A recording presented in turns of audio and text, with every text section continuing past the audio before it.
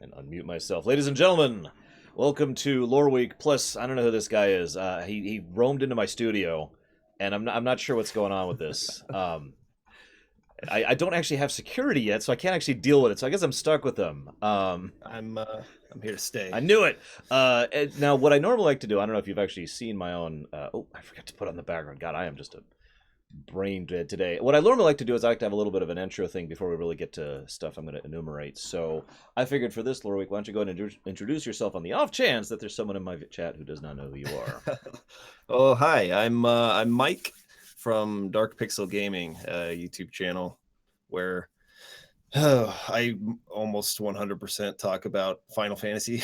Who would talk about Final Fantasy that much? I don't understand. I don't. Oh God! Hang on a second. Jesus, Valvadrix. Give me a headache there, or not a headache, a heart attack. First of all, thank you for the subscription, Valvadrix. Second of all, please continue, Mike. Okay.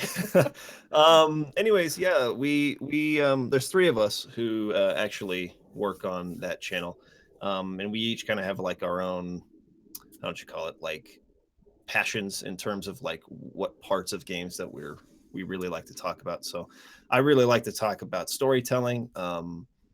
Kaysen's really into like history and that sort of thing, of like the video game industry and development history and that sort of thing. And then Landon lived in Japan for a long time. He's really into the culture, and so he does a whole series based on like, trying to figure out like where the cultural gaps are in a lot of the JRPGs that we grew up playing, where those lie, trying to help understand some things that maybe got lost in translation, that sort of thing.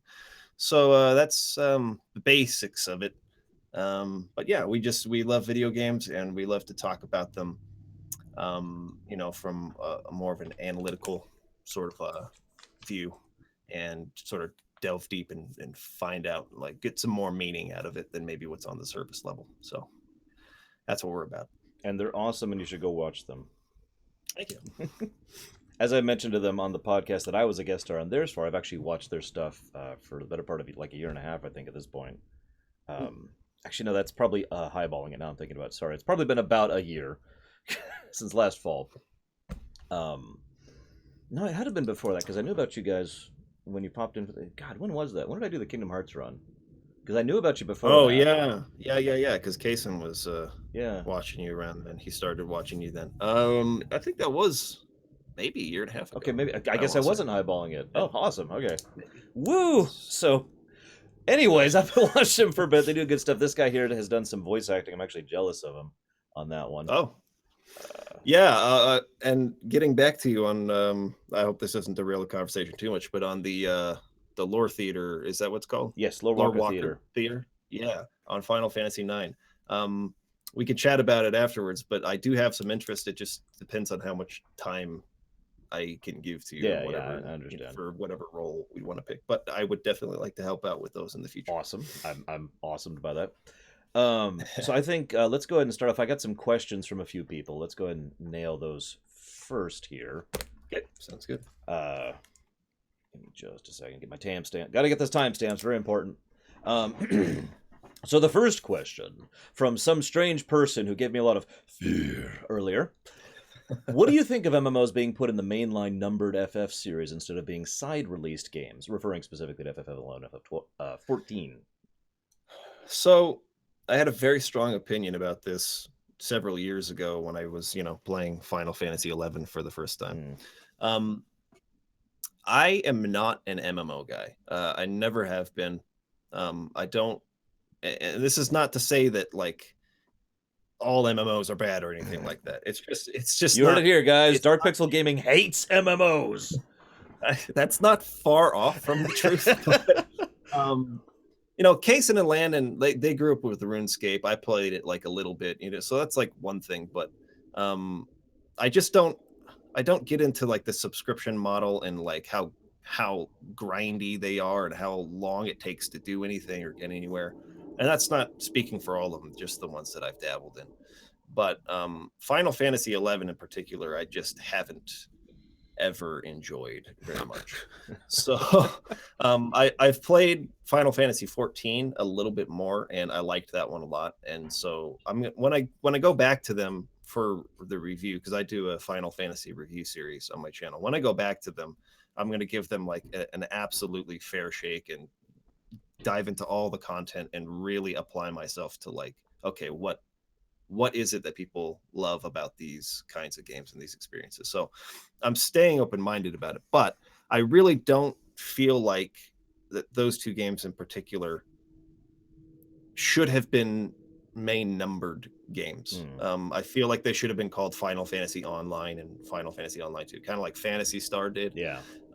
That just makes a lot more sense to me, because like while they're really great games, they don't feel like the same thing as, especially at the time, like when 11 was released and you have like 10 all the way back to 1. Like it felt so different that it didn't feel like it was part of the same thing to me.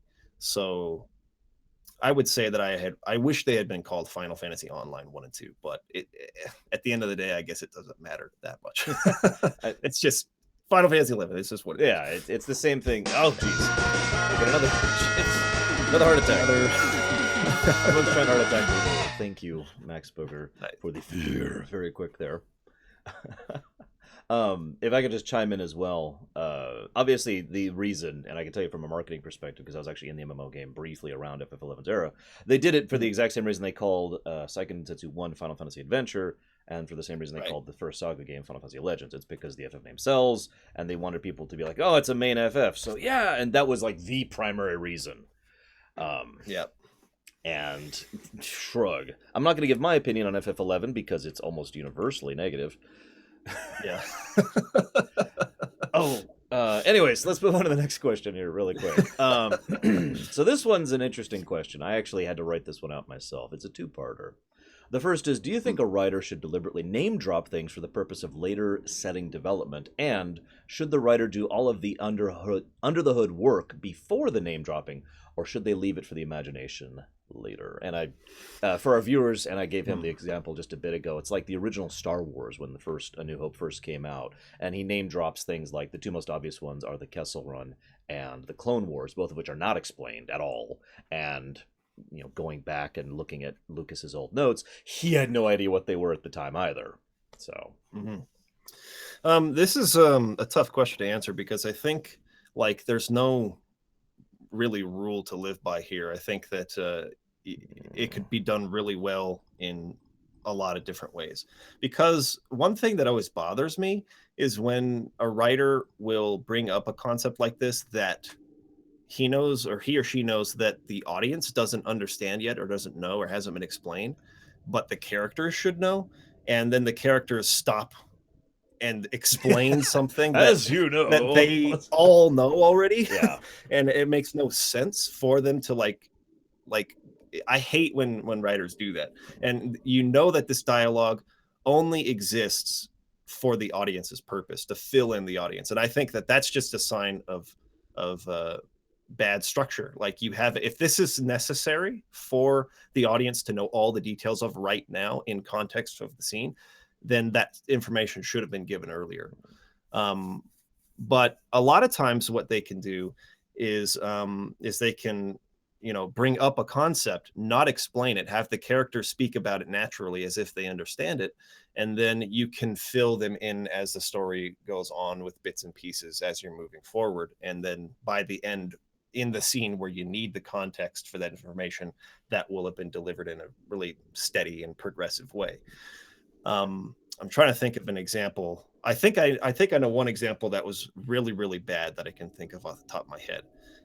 There's a scene early on in the Death Note anime where the police chief they're sitting in there in the conference where like L is sort of like, coming in for the first time and like speaking to them over, a conference call or something.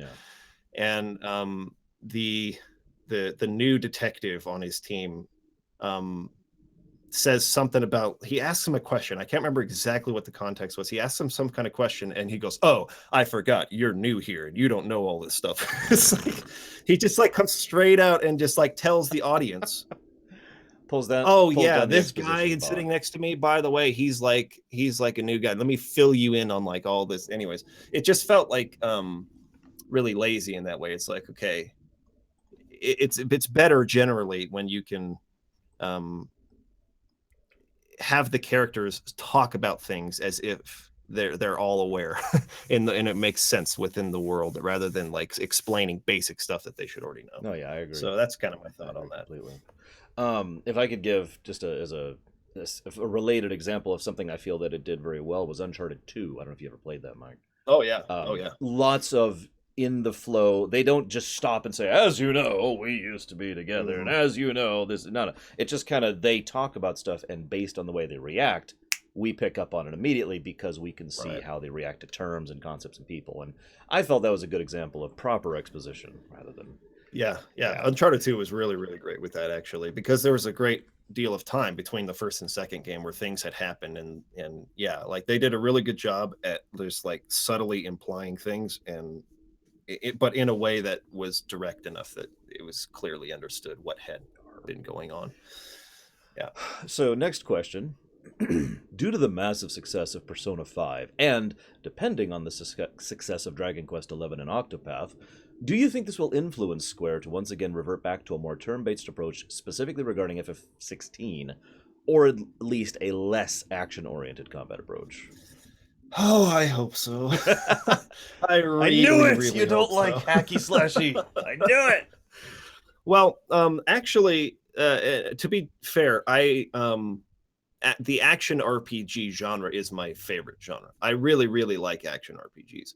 However, I think that Square's problem to this point, I think like Kingdom Hearts is great because Kingdom Hearts was always meant to be that. And what they're doing with Final Fantasy is they're dabbling in that direction, but they don't want to upset longtime fans, but they want like the new kids to think it's cool. And so they're trying to find some kind of middle ground that isn't working for me, at least yet. Not that I think it's been like, oh, this combat system's horrible in Final Fantasy 15 or whatever. It's fine. It's just not as engaging, I feel, some of the older games in the series, and I think it's because they're sort of scared to go one direction or the other. But I don't know. I feel like what will be more of an indicator of how they move on is how like Final Fantasy VII Remake does. Yeah, I'm sure these things will be a factor too. Like Dragon Quest XI in particular, I love what they're doing with that game, man. Like I love, and we'll get into demakes in a question a little bit later on. Yeah. But Persona 5, I think, was a big deal as well because it got released just before, or there was at least some speculation that Final Fantasy 15 might have been delayed, at least in part because Persona 5 was coming out in the same month. And you know how kind of like critical it was for Final Fantasy 15 to sell well. Yeah. I know that the real main reason was there were still a lot of technical problems they needed to fix, and so they had to delay it. But it was nice that they didn't have to release in the same month and compete with Persona 5 because Persona 5 did really, really well in Japan, especially. Yeah. So, I mean, that could definitely influence them. I think the reaction to Octopath, I haven't really seen anybody on YouTube who's reacting badly to it. It's been like almost universally well received. So, can those things influence it? Yes. I really hope. I really, really hope that they go back to more of a turn-based approach for Final Fantasy 16. I think that the whole reason 15 wasn't is just because it was originally conceptualized as a side game. It wasn't meant to be a main series game, and the whole development history of that game is a mess in general. But I think that what will influence it more is how people react to whether or not they embrace the action-based combat of Final Fantasy VII Remake or they reject that. That's going to be more of an indicator, I think, of how they'll proceed in the future. Okay. And I actually happen to agree with him completely. And I've got a question out of nowhere that I'm going to surprise you with here. Okay. Do you prefer true turn-based, FF10 as an example, or ATB? Yeah. Oh, I don't know if I have a preference. I will say that Final Fantasy X's battle system is my favorite of all of the like classic FFs, I guess. Because I don't know. I like action games too, and that's the weird thing is that Wait, you can like more For than one some thing? reason, That's for, for some reason, um, when it comes to turn-based, though, I just really like to take my time. I really like to be able to sit there and just like think about what I'm going to do and not have any pressure in terms of like time. And I know you could put, you can put a lot of the games on wait time, and then like as you're selecting, the game's actually paused or whatever, which is how I usually play. But when it comes to turn-based combat, maybe that is true. Then maybe I prefer when it's just actual traditional turn-based without an ATB. yeah. But I don't mind ATB. I think ATB is fine too. Um, there's something nostalgic for me because my first Final Fantasy was Final Fantasy 7, and watching that bar just and then you can go again. There's something about that feels satisfying. So maybe that's just an aesthetic thing for me, but yeah, I like being able to take my time. So I'd say I prefer Final Fantasy 10 style. Okay, awesome. Um, and for those at home, I tend to lean to ATB myself, but that's because I've played 10-2. And though I get Uh, flack for this, I absolutely adore 10-2's combat. It's easily my favorite in the series. yes, I haven't played it yet myself, but that's what I've heard. I mean, because I praise Final Fantasy X's battle system, and then everyone goes, but Final Fantasy 10 too, but Final Fantasy 10 too, you have to play that. It's like, Yeah. all right, I'll someday get to that. Someday, after the 700 other games are done. Yeah, exactly. So, this next question. Why aren't there more Final Fantasy Tactics games, and why in the world would you not recommend people play Tactics Advanced or Tactics Advanced 2? The thing in parentheses with my own addendum. The only answer that makes sense to my brain is that the genre is more niche than we like to think it is, Mm. and there aren't as many people somehow that were absolutely in love with Final Fantasy Tactics as I was. Um, it. I do remember a time when I was a young, confused lad who had no idea 3 days ago, and no, when I looked at turn-based combat and I was like, that's the dumbest thing I've ever seen. Like, why is he waiting to be attacked? you know? yeah, And so the fact that I can at least remember a time when I thought that way, there's got to be so many people who look at a strategy tactical game or any turn-based game and goes like, what is this? Like, this is weird. mm. So I think that can be a really quick or immediate turnoff for a lot of people. So who just don't even give it a chance, who don't dive in and understand, oh, it's about the strategy. This is an abstraction. He's not literally waiting to be attacked, Just sitting there. Come That's not- on, right. Like that's not what's actually happening. These games, anyways. So that's why I think we don't see more tactical games, though I think that it's had a bit of a resurgence in recent years. I think games like XCOM have really done a lot to popularize it a bit more. A lot of PC games that are indie developed that are leaning that direction. Games like Banner Saga, for instance. Um, so I think that the real issue is it's just a small group of people who have really given the genre a chance and really delved into it and found the value there. To answer the second part of the question, I don't know if this is directed at me or just when the word you being used generally. Like, why would a person not recommend Tactics Advance or A2? I would recommend them. I think that it depends on what you're looking for. You have to have the right expectations if you've played Tactics first and then you're going to these, right? It's not the same thing story wise, but the mechanics I think have been improved in some ways. I know there are some things that bother other people, but I definitely don't tell people not to play them. I don't not recommend them. But other people, I think the only reason they would not recommend playing Tactics Advanced or A2 if you'd play Tactics is because of how different it is with storytelling.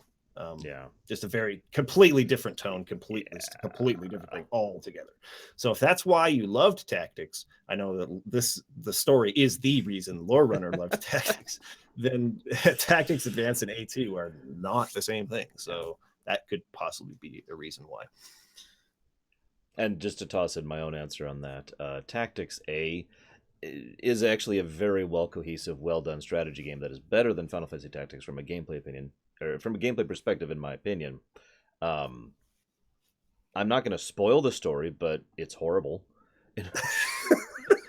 Final Fantasy Tactics A2 lost a lot of that goodwill when it comes to the gameplay. Like, I feel they made several balancing mistakes and level design mistakes and boss mistakes, and class mistakes and just all of this stuff. And then it also had this. God, I'm hesitant to even call it a story.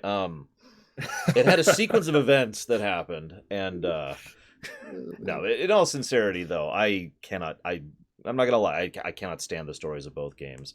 But if you do want a good strategy game, TA is a genuinely good game, and I recommend that. And I just want to bring up one thing related to this as well. This is why I put the note up there. There's a game that will probably never come out called Unsung Story. Oh boy. And me and Pax both, when we first found out about this, kickstarted it like within a day, like almost immediately. It's like, bam, yes. The writer, Matsuna was coming in to do the writing, the scenario writing. They brought in the same composer. It was going to be a new Tactics game, basically. It was going to be a spiritual successor to Tactics, and this was pretty much when all of the spiritual successor indie games were really exploding, some of which were great, and then some of which were Mighty Number 9. Some of which haven't come out yet. Bloodstained. Come on, I'm waiting. Anyways, but yeah, so they, for those of you who haven't been following Unsung Story, let me give you a really brief synopsis. So they're going to make a Tactics successor, and it's considering the same writer, same composer, and several of the art design and people who worked on Tactics and Tactics. It's like, yes! Then a long time happened where nothing came to be. Then they said, we're refocusing on a PvP mobile game. Then a long time happened, and then very recently, like just a couple of months ago, they said, all right, we've scratched the PvP mobile game. We're going to commit to the original, what we originally project said we're going to do. So that means we're wiping everything out. We've deleted all the code. We're starting over the game. Now, it's what, 4 years later? Now we're starting work on the game. Amazing how actually making the game that you pitched is a good idea. Yeah. Just really quickly, I came across a game on Kickstarter called Collogian. I don't know if anyone's heard of that. It's like it was pitched. It had a really cool trailer as a 2D like top-down action RPG with an amazing art style. Just blew me away. It looked so awesome, and I backed it like that as soon as I saw that trailer. And then about 6 months, 8 months go by, no news. And then they come out with an update. They've changed the game into a 3D game. Like, it just changed the character. It was a totally different thing. Yeah. And it was like, it looked cool, but that's not what I freaking wanted. It's not the reason I supported it. Yeah. So this has been a problem on Kickstarter specifically for a lot of indie devs. It's like, oh, we had some success on Kickstarter. Let's do a totally different thing beyond the scope of what the original was or whatever, because we were going to do this, but what we really want to do is that. And it's like, remember, people at home, Kickstarter is gambling. Let's just say it as bluntly as we can. It is a gamble. Sometimes it really pays off. We got Stardew Valley out of that. That's we true. got Tides of Numenera. In fact, speaking of which, we got Pillars of Eternity. Let's go back to the original success story out of this. But then we get Unsung Stories and Mighty Number 9s, and that other one, I can't even think of the name of it, the one that was so fraudulent that they're, I believe, even to this day in court about it. Oh, yeah, what was that? I don't remember the name of it. I was following it for a while because it was bad. I can't remember either. Anyways, now I know if you're looking at the same list I am, Mike, I actually want to move the D-Make one down, if that's okay. Okay. Because I think that's a nice closer question, and that's my own fault for doing that in order. So the next question I'm going to say is from the Final Fantasy series, which you are an expert on. Not as much of an expert as me, of course, but partly not. No, I really am not. I've been watching. I've been watching your lore runs, and it's just like, holy crap, man! Like, you put some time into researching that. But even back in the day, like before the game even came out, like you were all there. It was my thing. What do you want? Which of the Final Fantasy villains' motives do you think was the most justified or the least evil? I mean, 9 comes to mind first, I think, with Kuja. Because you just think of the situation that he's in without spoiling anything. I don't know if anybody who was watching this has not played Final Fantasy Go 9, play FF9. It's on Steam. You have no excuse anymore. come on, just come on, please. Yeah, they do a good job of, especially towards the end, sort of humanizing is not the right word, but just making the audience empathize with his situation. His situation just kind of sucked, and I don't know if that justifies by any means like what he did. I don't know if I could say any villain is justified for the suffering that they cause, but I would say his maybe is the least evil that I could think of. Well, I guess it depends on who you call the villain of Final Fantasy X as well. I thought you were going to bring that up. I was just sitting here thinking it. Yeah, because Final Fantasy X, it's like, is it Sin? Is it? I mean, like, who is it? Most Is people it would say Yevon? it's Seymour, but I mean, yeah. And with Seymour, yeah, I don't find him justified in any way. But if we're gonna lean towards the Yevon or you Yevon, Sin, Jecht, like if we're leaning in that direction, it's a little bit muddier, and you could sort of say like, yeah, there's not really like a true evil motive maybe there. More justifiable, more easy to understand where they're coming from. I don't know. Good question. Hard to say. My answer for anybody curious would be Vayne from 12. That's a good example too. Yeah, I was thinking because there's quite a few. If you think about it, pretty much from 7 to 12. Honestly, 7 through quite a bit of those.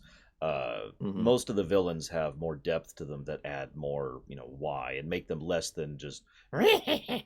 But for me, Vayne is of course interpretable, but I do legitimately think that for whatever evil he was willing to commit, he did not do so for evil intent, my opinion, and thus, easiest to justify. Well, and some of it totally out of necessity. I mean, like the whole council in the Empire is like after him from the get go. They're trying, they're trying to get the Emperor to, damn it, Logain.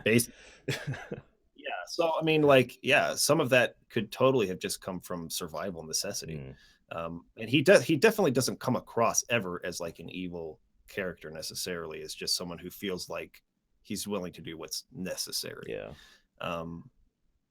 So yeah, I think that's a really good pick. I also love how you keep saying necessary, because I don't know if you remember, but there's actually a cutscene where he and his father talk of necessity, and they keep saying that word over and over there. Yep. So next question. Now this one I'm really curious of your answer on. Which Final Fantasy would you want remade the most? I'm going to go ahead and assume this is a proper remake.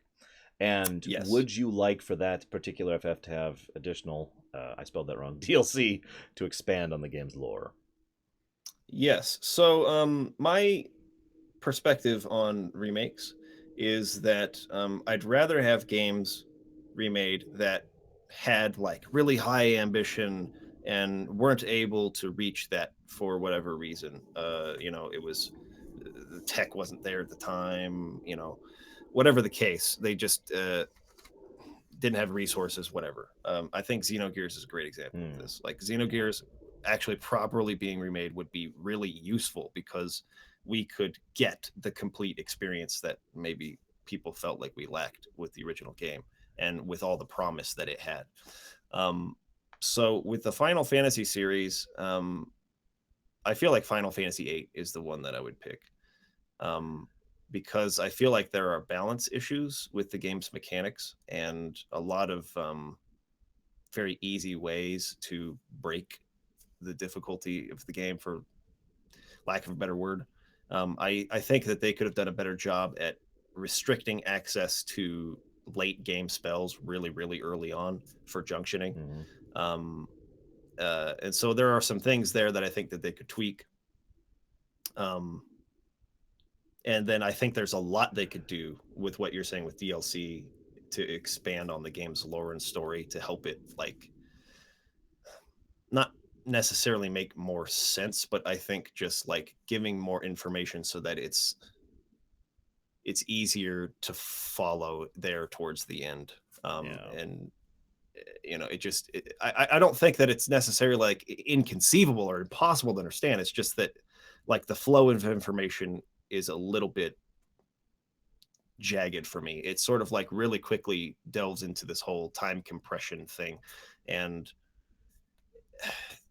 I don't know. I feel like it's not super well explained, and that could largely be due to a dodgy localization. We've talked about that Yeah. in the past, but I do think there's a lot that they could do to expand on that game's world with DLC. So I think maybe Final Fantasy VIII would be the one I would pick to be remade. No, I Personally, find that very funny, since that's actually my answer too, and for basically the same general reasons. I know most of my chat is assuming I would say 6, but to put this as bluntly as I can, I could 6 is perfect. 6 is The way it not is. perfect. I did an entire Oh. stream pointing out its flaws and nothing else. Well, it's not perfect, but I mean, like, But no, it can be the enjoyed right experience now. is so satisfying. Yeah, by the yeah, end. It's like I don't need. There was nothing after finishing that I was like, oh my gosh, like they weren't able to come through on this or that aspect. Yeah. It's just like there are some things I disagreed with maybe, but No, yeah, it's a very complete Yeah. work, and in my Yeah, opinion, has absolutely. aged brilliantly. Yeah. But 8 has a lot more issues. I even like 8, but it has a lot more issues. Yeah. Mhm. So next question, I hope you'll get this one. What can change the nature of a man? Yes, I have played Planescape Torment, and this could be a 6-hour It conversation. could. if we You're wanted absolutely to right. be. I don't have 6 hours though, Um, so that's good. So, I mean, there's 3 ways I could answer this, I guess. One could be what was the answer that I gave, which I believe was suffering. Hmm. That was one of the options, right? I think that's the answer I gave in game.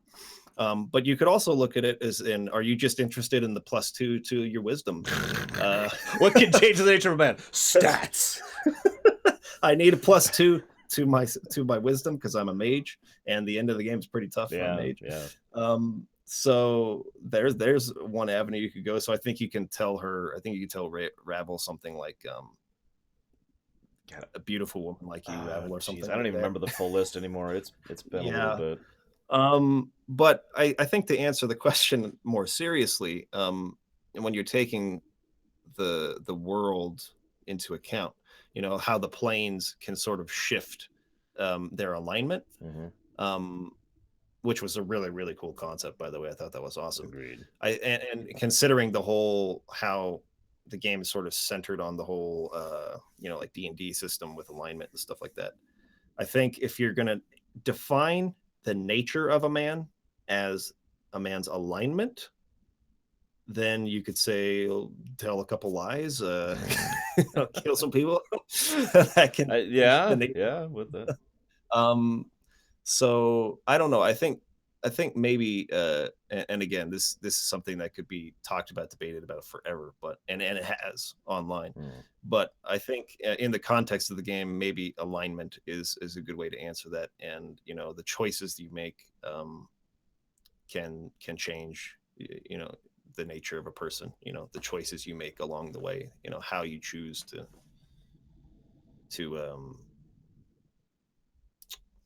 can't think of the right word. You guys know what I mean. Your choices. The choices, they change the nature of a man, change the alignment of a man. Unfortunately, I was hoping to pull up a list of the options, but I can't seem to find it. Oh well. Doesn't really matter. I seem to remember No. either suffering or regret, maybe both. I don't remember. And then like will or something like that. Time, love. I know time was there because that was my answer. That's all I can think of at the top of my head. I guess I've already answered because I just said time was my answer. Time. Trust me. Oh God, trust me. So next question. Thoughts on the following statement. Okay. Games have become better and better over the years. However, everything else around them has become worse and worse every year. That's not intended as a mocking statement. I'm sorry for whoever asked that question. I just ran into the first accent I tried there. Didn't mean to do that. I mean, that's definitely one way to look at it. I think it's really easy to. I think it's actually kind of common to remember the past more fondly than what it actually was. That's like why nostalgia exists in the first place. You just remember the good stuff. Yeah. Well, not that you don't bad stuff. I I rescind it to some degree. People definitely remember really, really bad things that happened to them. But I think in terms of like this sort of thing, like that aren't like life altering or something like that, like bad business practices from video game companies, those are the easy things to forget in life. And the good things to, or the easy things to remember, are the stuff that impacted you for good when you're playing a game. And it's just like, oh man, like this yeah. is amazing. So I think we tend to remember all the good stuff and forget all the bad stuff. And there was a lot of bad stuff going on, a lot of really, really dumb practices, a lot of really, really, really bad games and very bad QA, back in the day. So it was just a different time. Um, and so I think generally speaking, yeah, we hate um, microtransactions and we hate games not being completed, and then down the line they're patching it or adding DLC to make it more complete. Like we hate practices like that. Um, but I think that in general, have games gotten better or worse? I would say maybe better in terms of the fact that people watch them more closely. It's easier to get information on a game before it's released now. You can learn about whether a game's good before you buy it. So the standard is higher on developers. The pressure is higher to deliver at least something of an acceptable quality. And so I think that has done a lot to improve the overall quality of games. Whereas back on the NES and especially before the NES, like people, you had no idea. You could just take any movie property and just slap that name on it and just totally dupe people into spending a bunch of money on something that is complete garbage. So in that way, it has improved. But yes, the industry has grown massively, and so you get a lot of people who don't know anything about development, or they're just business minded, who try to squeeze people for every dime. And it's easy to remember that right now while it's happening, and it's hard to remember all the bad stuff from the past. But I think there's always been bad and there's always been really good. There's always been examples, especially today with like CD Projekt Red, um, how amazing they are at delivering an experience that everyone's happy with. No one feels duped by them at all. Like they support the game forever. They give you lots of stuff for free. The expansions feel really, really meaty. You feel like you really get your money's worth out of that.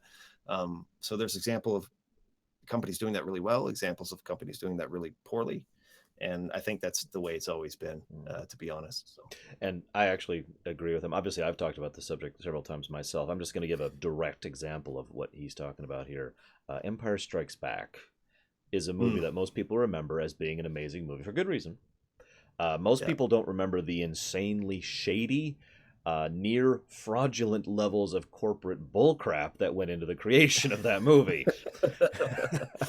Yeah. And I literally can't go into it. It would take too long. But yeah, anybody who's done their research, it's a miracle that the movie is as good as it is a legit all the miracle that happened. That movie should have bombed, but it turned out into Empire Strikes Back, one of the new metrics for good films. So there you go.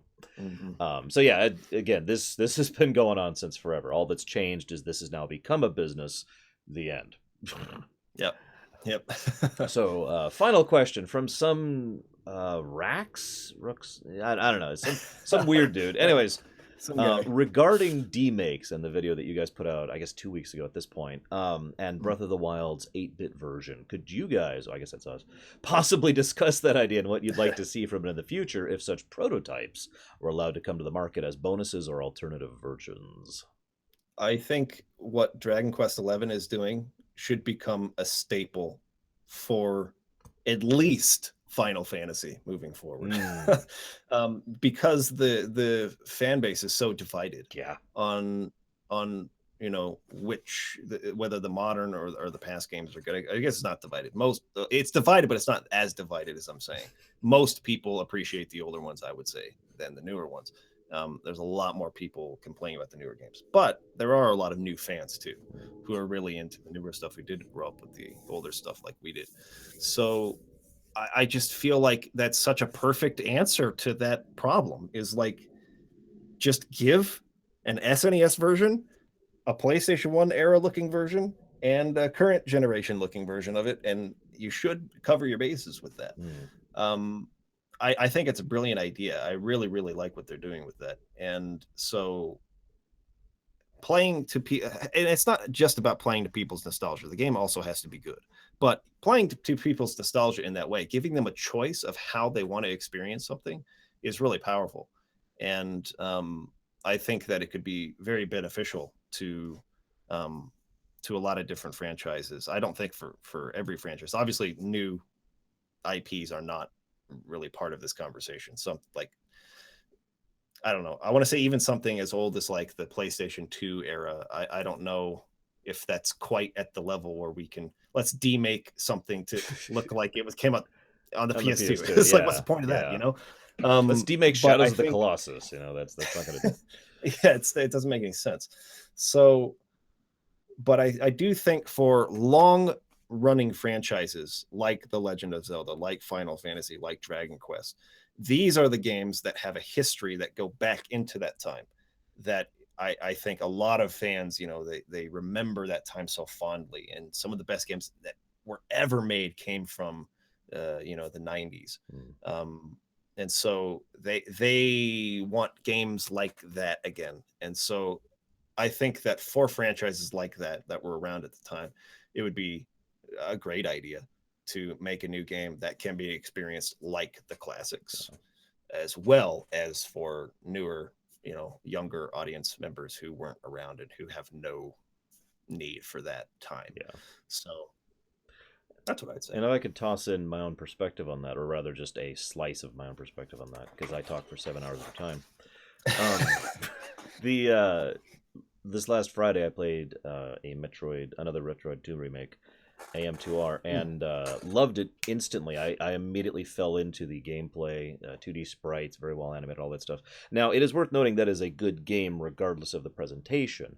But the point Sure. being made is that the presentation immediately sucked me in. I'm like, oh, it's Zero Mission or it's Fusion all over again. Bam, right there.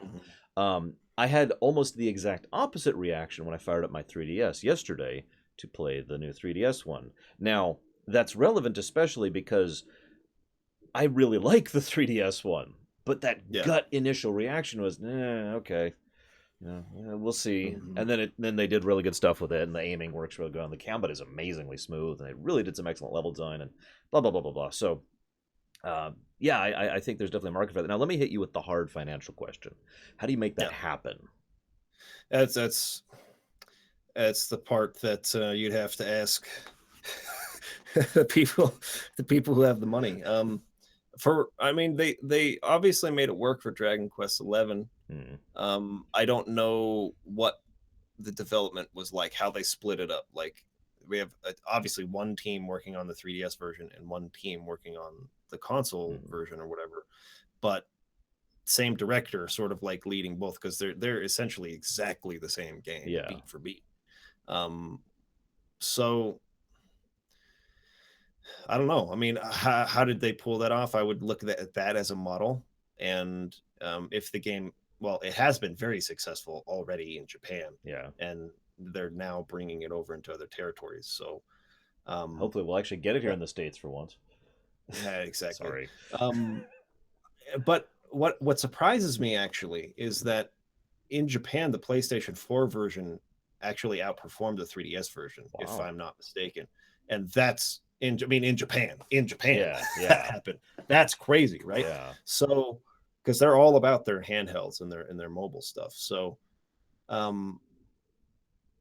don't know. Like, there's something interesting about that too. Is like, there's a cultural aspect to that. I know that Dragon Quest is like essentially like an event for the whole country. Every time one comes out, it's like people take off from work to go play Dragon Quest. Like, people are obsessed with Dragon Quest in Japan, and so like that could be a part of it. If this isn't like a normal game release, this is like you know very, very rare occurrence. Like, okay, another Dragon Quest game. Like, they all go all in on that. I don't know if that's the reason why people stayed home and played the console version rather than getting the 3DS version.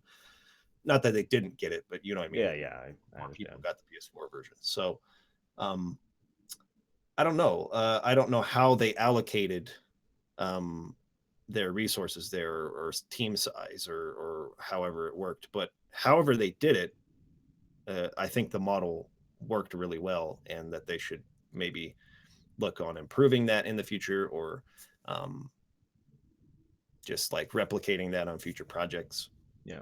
because they found a way to make it work, and I think it would be beneficial for other series with a similar legacy to do the same thing. Okay. Yeah, no, I agree. As it happens, I was kind of asking you a redundant question. I actually know how they made it work because Oh, I've looked nice. into the financial side of this. I'm not going to bore you guys with it. It's actually a fairly long diatribe. Suffice to say that from an accounting perspective, the 2D version was really cheap to make.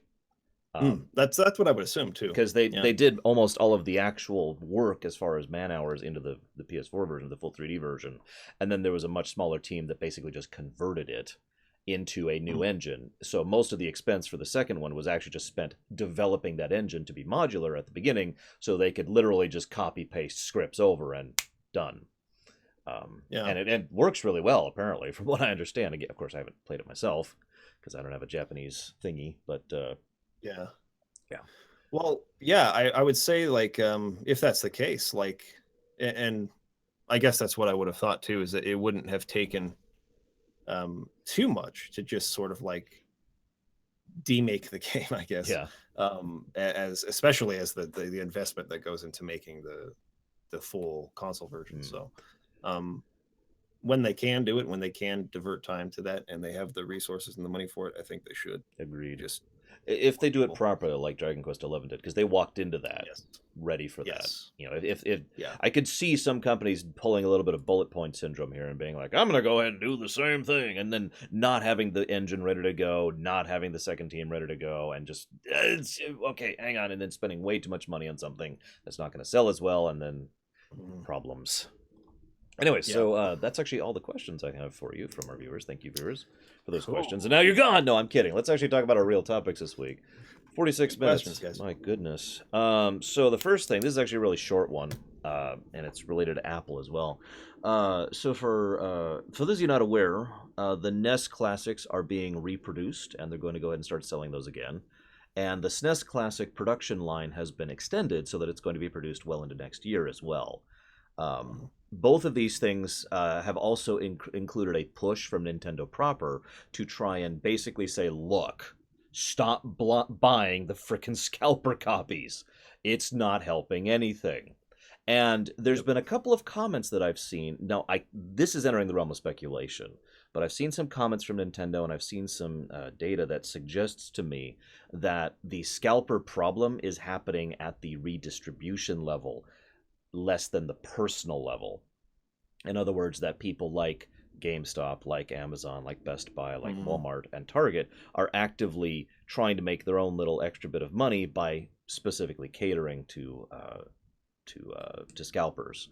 Again, that's speculation. Right. That last part, and I'm not. I don't know what I think about that, but you know. And it's just so stupid. We're all going nuts over a Raspberry Pi, basically. But I know, seriously. But the other bit of news here, really quick, before I toss it up to Mike to see what he thinks, is that for those of you not aware, Nintendo uses the same supply and source for their actual materials and construction as Apple. Now, I don't know how many of you are aware of that or aware of the hideous supply issues Apple's been having for the last 2 years. Yep. But they've been having hideous supply issues, and for some reason, we just can't seem to get enough NES Classics or SNES Classics. Obvious parallel. Now, those supply issues have apparently been resolved thanks to shifting which companies are pulling things in. So, the hope here is that because of that fact, either because the weight of Apple is off those suppliers, Nintendo can use this, can get more, or Nintendo is also switching, in which case they can get more. One of the two ways, I think we're actually in a good situation here to actually get freaking NES Classic, SNES Classic. Just to be 100% honest, and I don't know what you think about this, Mike, but if given the choice, I would buy a NES Classic and a SNES Classic, for $80, for the base price. And now I'm gonna go silent. Oh, yeah. I don't know. Like I think they're really cool. The NES and the SNES Classic, like the idea of it is super cool. Like you get like a little version of the console, and it's HDMI compatible, and comes with a bunch of the best games on the system. Mm. I just really feel like in general the value of those really old games, Nintendo values them a lot higher than I think they should be. I don't think it should cost $80 for 30 games from the Super Nintendo. Yeah. I just don't. As many of those games are absolute, some of the best games of all time, like literally some of the best games ever. It's just that like most of us who are interested in that have already played them before, already have them on our Wii or Wii U virtual console. Or the versions of them that were released on Game Boy Advance, or any number. We've already bought them like 10 times before. Yeah. So there's a part of me that's just like these games should not be valued the way they are. I don't see any reason why they can't go well beyond 30 games on one of these things. Just like put all of them, man. Well, they can't do that. Like there's not every single one in terms of licensing, but I mean their own. Like okay, all of Nintendo's own classics from that system that should be on there. I think that in particular, the reason why I don't jump all over something like the Super Nintendo Classic is because it's got like some of the highlights. There's Secret of Mana, there's Final Fantasy VI, but it's missing Chrono Trigger and it's missing Final Fantasy IV. Like, why? Yeah. It's just like I could have a select few of my favorites on this thing and then still have to find another way to play. It's just not, it doesn't encapsulate, I think, the potential of the idea, which is a really cool little system that looks like the Super Nintendo, that has all my favorite Super Nintendo games on it. And the same goes for the NES Classic too. Yeah. And so, like you're saying, these are just like Raspberry Pis that aren't as comprehensive. It doesn't have the library that you can have otherwise. And I know it's taboo to talk about emulation or whatever, but the value is not something that draws me to it for the games, right? Yeah. If we're just talking about getting the games. And I think that for a lot of people, it's not an issue about games, it's an issue about being a collector's item. Yeah. And when we're talking about it in that sense, I can understand the frustration, especially with the supply here. And like you said, they've had some really, really bad issues with their manufacturing side of things, as well as Apple. So, I mean, they're trying to manufacture the Switch and keep up with that, which has been which they're also having issues with. Yeah. And the NES Classic, which I think, honestly, I feel like that was the only reason they put that out there, so that they could have something to sell that holiday, which was it last year or something like that. They didn't have a lot out. The Switch wasn't going to be out. Breath of the Wild had been delayed into 2017. So they didn't have like a big thing to push for holiday. So it's like NES Classic, check this out, and it blew up, I think, legitimately beyond what they thought it would. Oh yeah, absolutely. Do. And so it's like, well, how do we fix this issue? So that's what this is, and I appreciate the gesture. I appreciate that it did confuse me in the first place that they ever came out and said, "Hi guys, we know you all want an NES Classic, but we're stopping its production." like what? We don't like money, so we've decided. Why say that? I don't know, especially if they're just going to backpedal on it now, anyways, and say, never mind, we are giving me more, and don't buy from the scalpers, which I think is great that they're trying as best they can to tackle that issue. I remember how absolutely pissed off I was that I couldn't get the I don't know if it's collector's or special edition of Fire Emblem Fates that had all 3 games on one card. Yeah, I know the one you're talking about. That's what I wanted. I wanted one game, not 3 games. Yeah.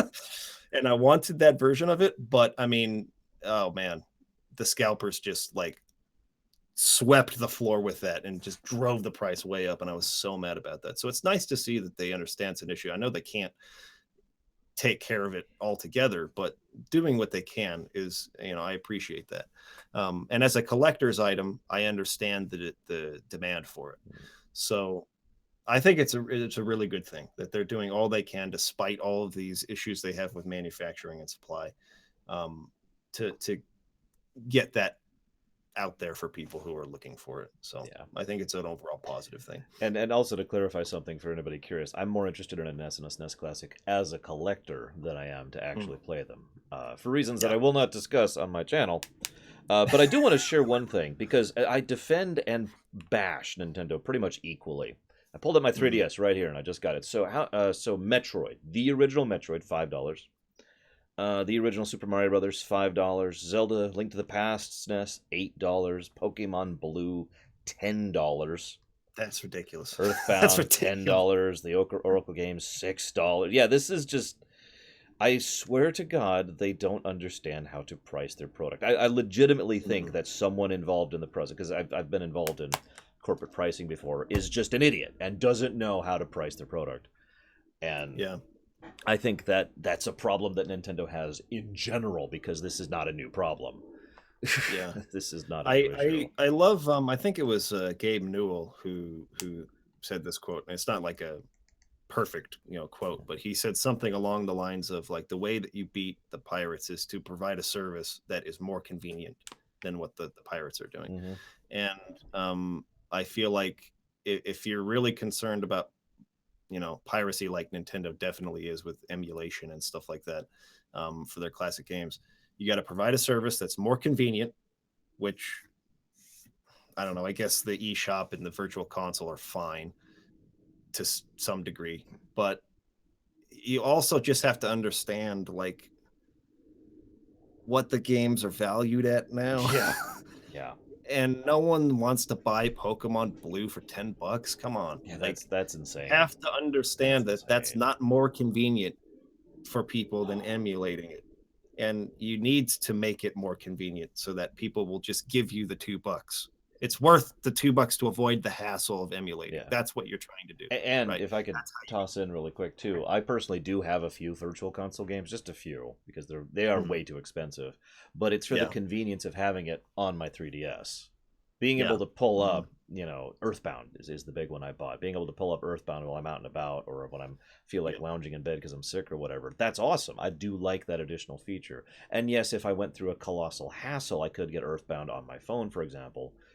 Right. But that I've already made my point, and this is the way I said that sentence. Yeah, it's a hassle to do it, and I'd rather avoid that. Yeah. And imagine the Switch launching with a virtual console, and the games being priced right. I would have like 100 games on that right now if they would just put them up. Yeah, anyways. No, I'm with you. I don't want to retread here, but I'm totally with you. They need to expand and do it properly. But anyways, moving on. So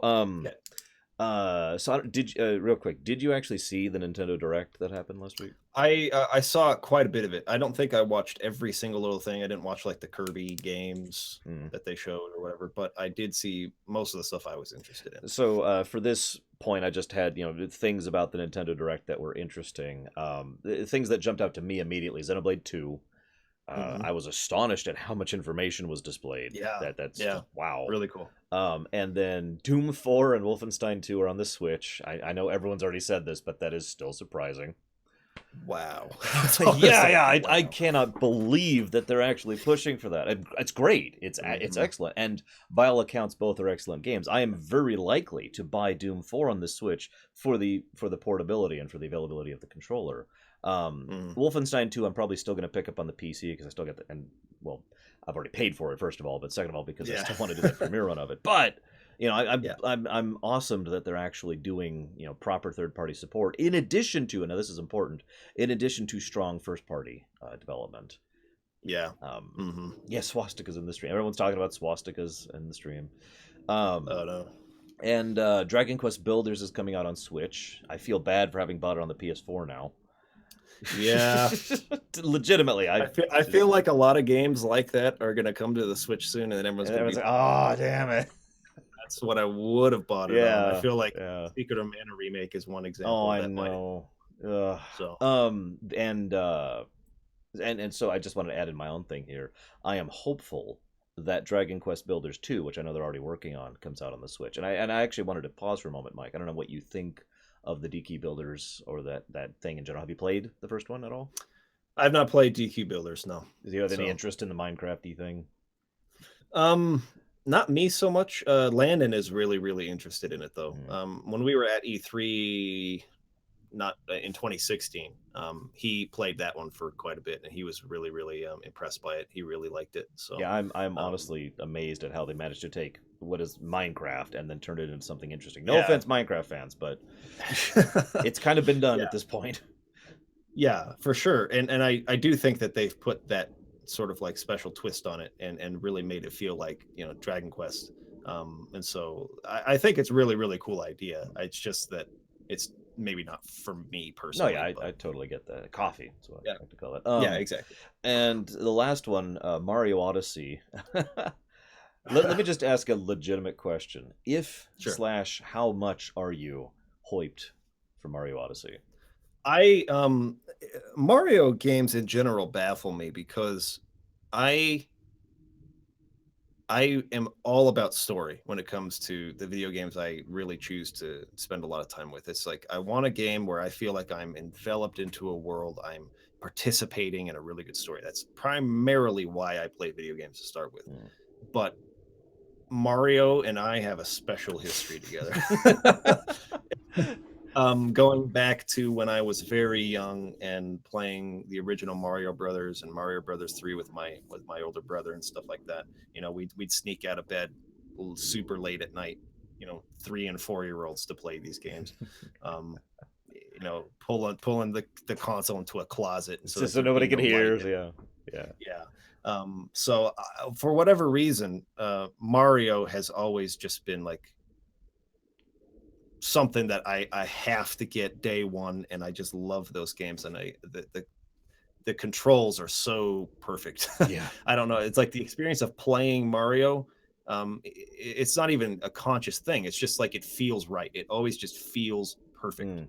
Mm. And so like I will return for my entire life to games like Super Mario 64 and even Mario Galaxy. Like these games are just so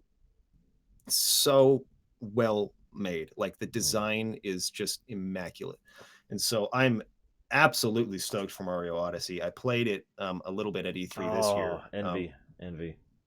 And yeah, I mean, I'm so happy to see, and I know you're a really big fan of 3D World, Yeah, the last major console Mario game. yeah. Um, I I loved it, but it wasn't something that I feel like I'm going to return to, Hmm. like say Mario 64 or Mario Sunshine or something like that. And this game being touted as being in that sort of line of development philosophy, I guess, like they're going back to the Mario 64 or Mario Sunshine sort of way of making a Mario game. Hmm. That excites me tremendously. I cannot wait for that. It looks awesome. There's not really much more to say about it. I can't wait. No, I'm completely with you. In fact, so my viewers who are actually live when I was restreaming the Nintendo Direct know that my first thought right at the beginning was, I even said this in chat. I'm like, okay, you've already sold me. I've literally already bought Mario Odyssey. Why are you showing me Yeah, Mario Odyssey? And then they actually somehow managed to show more. I Like know. new Every time. and they did it the perfect way. They didn't stop and say this is a new feature. Instead, they just have clips with Mario doing Mhm. stuff, and it's like, oh, Yep. he could do that, and there's this thing at this level, and oh my god, and how did that work? And just the whole time, I'm just sitting Yeah. there like, holy crap. Interesting thought about that is that's actually so in line with how Mario teaches players how to play the games to begin with. Mm-hmm. They don't do tutorials where they explain to you, hey, this is how you do this and that. Yeah. Like they design the levels in such a way to where you intuitively just you figure it out. Oh yeah, absolutely. Level one, Brilliant, brilliant first stuff. world in every Mario game is meant to be a tutorial, Mm. essentially, to teach you the mechanics of the game. But you don't feel like you're playing a tutorial. And I feel like the marketing for this game has been similar. They're not sitting there trying to tell you why you should buy the game or explain like why this is going to be a great game. It's just It's just, you see it and you get it. It's just like, yep, that's nope, going to be awesome. understood. I'm going to buy it. Yeah, Yeah, it's absolutely. And so in line with how the game's designed. I am a huge, I just like you, I'm a hugely in favor of that. In fact, I want to give a quick plug out to the Game Design Forum and their feature Reverse Design. For anybody who hasn't actually seen that stuff, it's some fascinating stuff. I was actually led there after my Chrono Trigger in-depth review, and they go really, really, really, really far in depth. It like way more than you'd expect into a lot of games. But the one I'm bringing up is, of course, Super Mario World, and how ingenious that game really is, especially when you really dig through the layers and it's like, oh my god, I didn't even think about it, but you're right, they totally did this and this and this, and yeah, it's absolute brilliance. So I agree with you on that one as well. Yeah, and I'm hugely hyped. I cannot wait to play that game. It's gonna be my weirdest premiere run ever because I'm just gonna be sitting there going, yeah, the whole time. Yeah, totally. So those are all my major thoughts in Nintendo. Did you have anything you wanted to bring up or anything that really struck you? Yeah, so of course I'm surprised and delighted that Bethesda is finally supporting a Nintendo console. Holy crap, it's been forever, literally.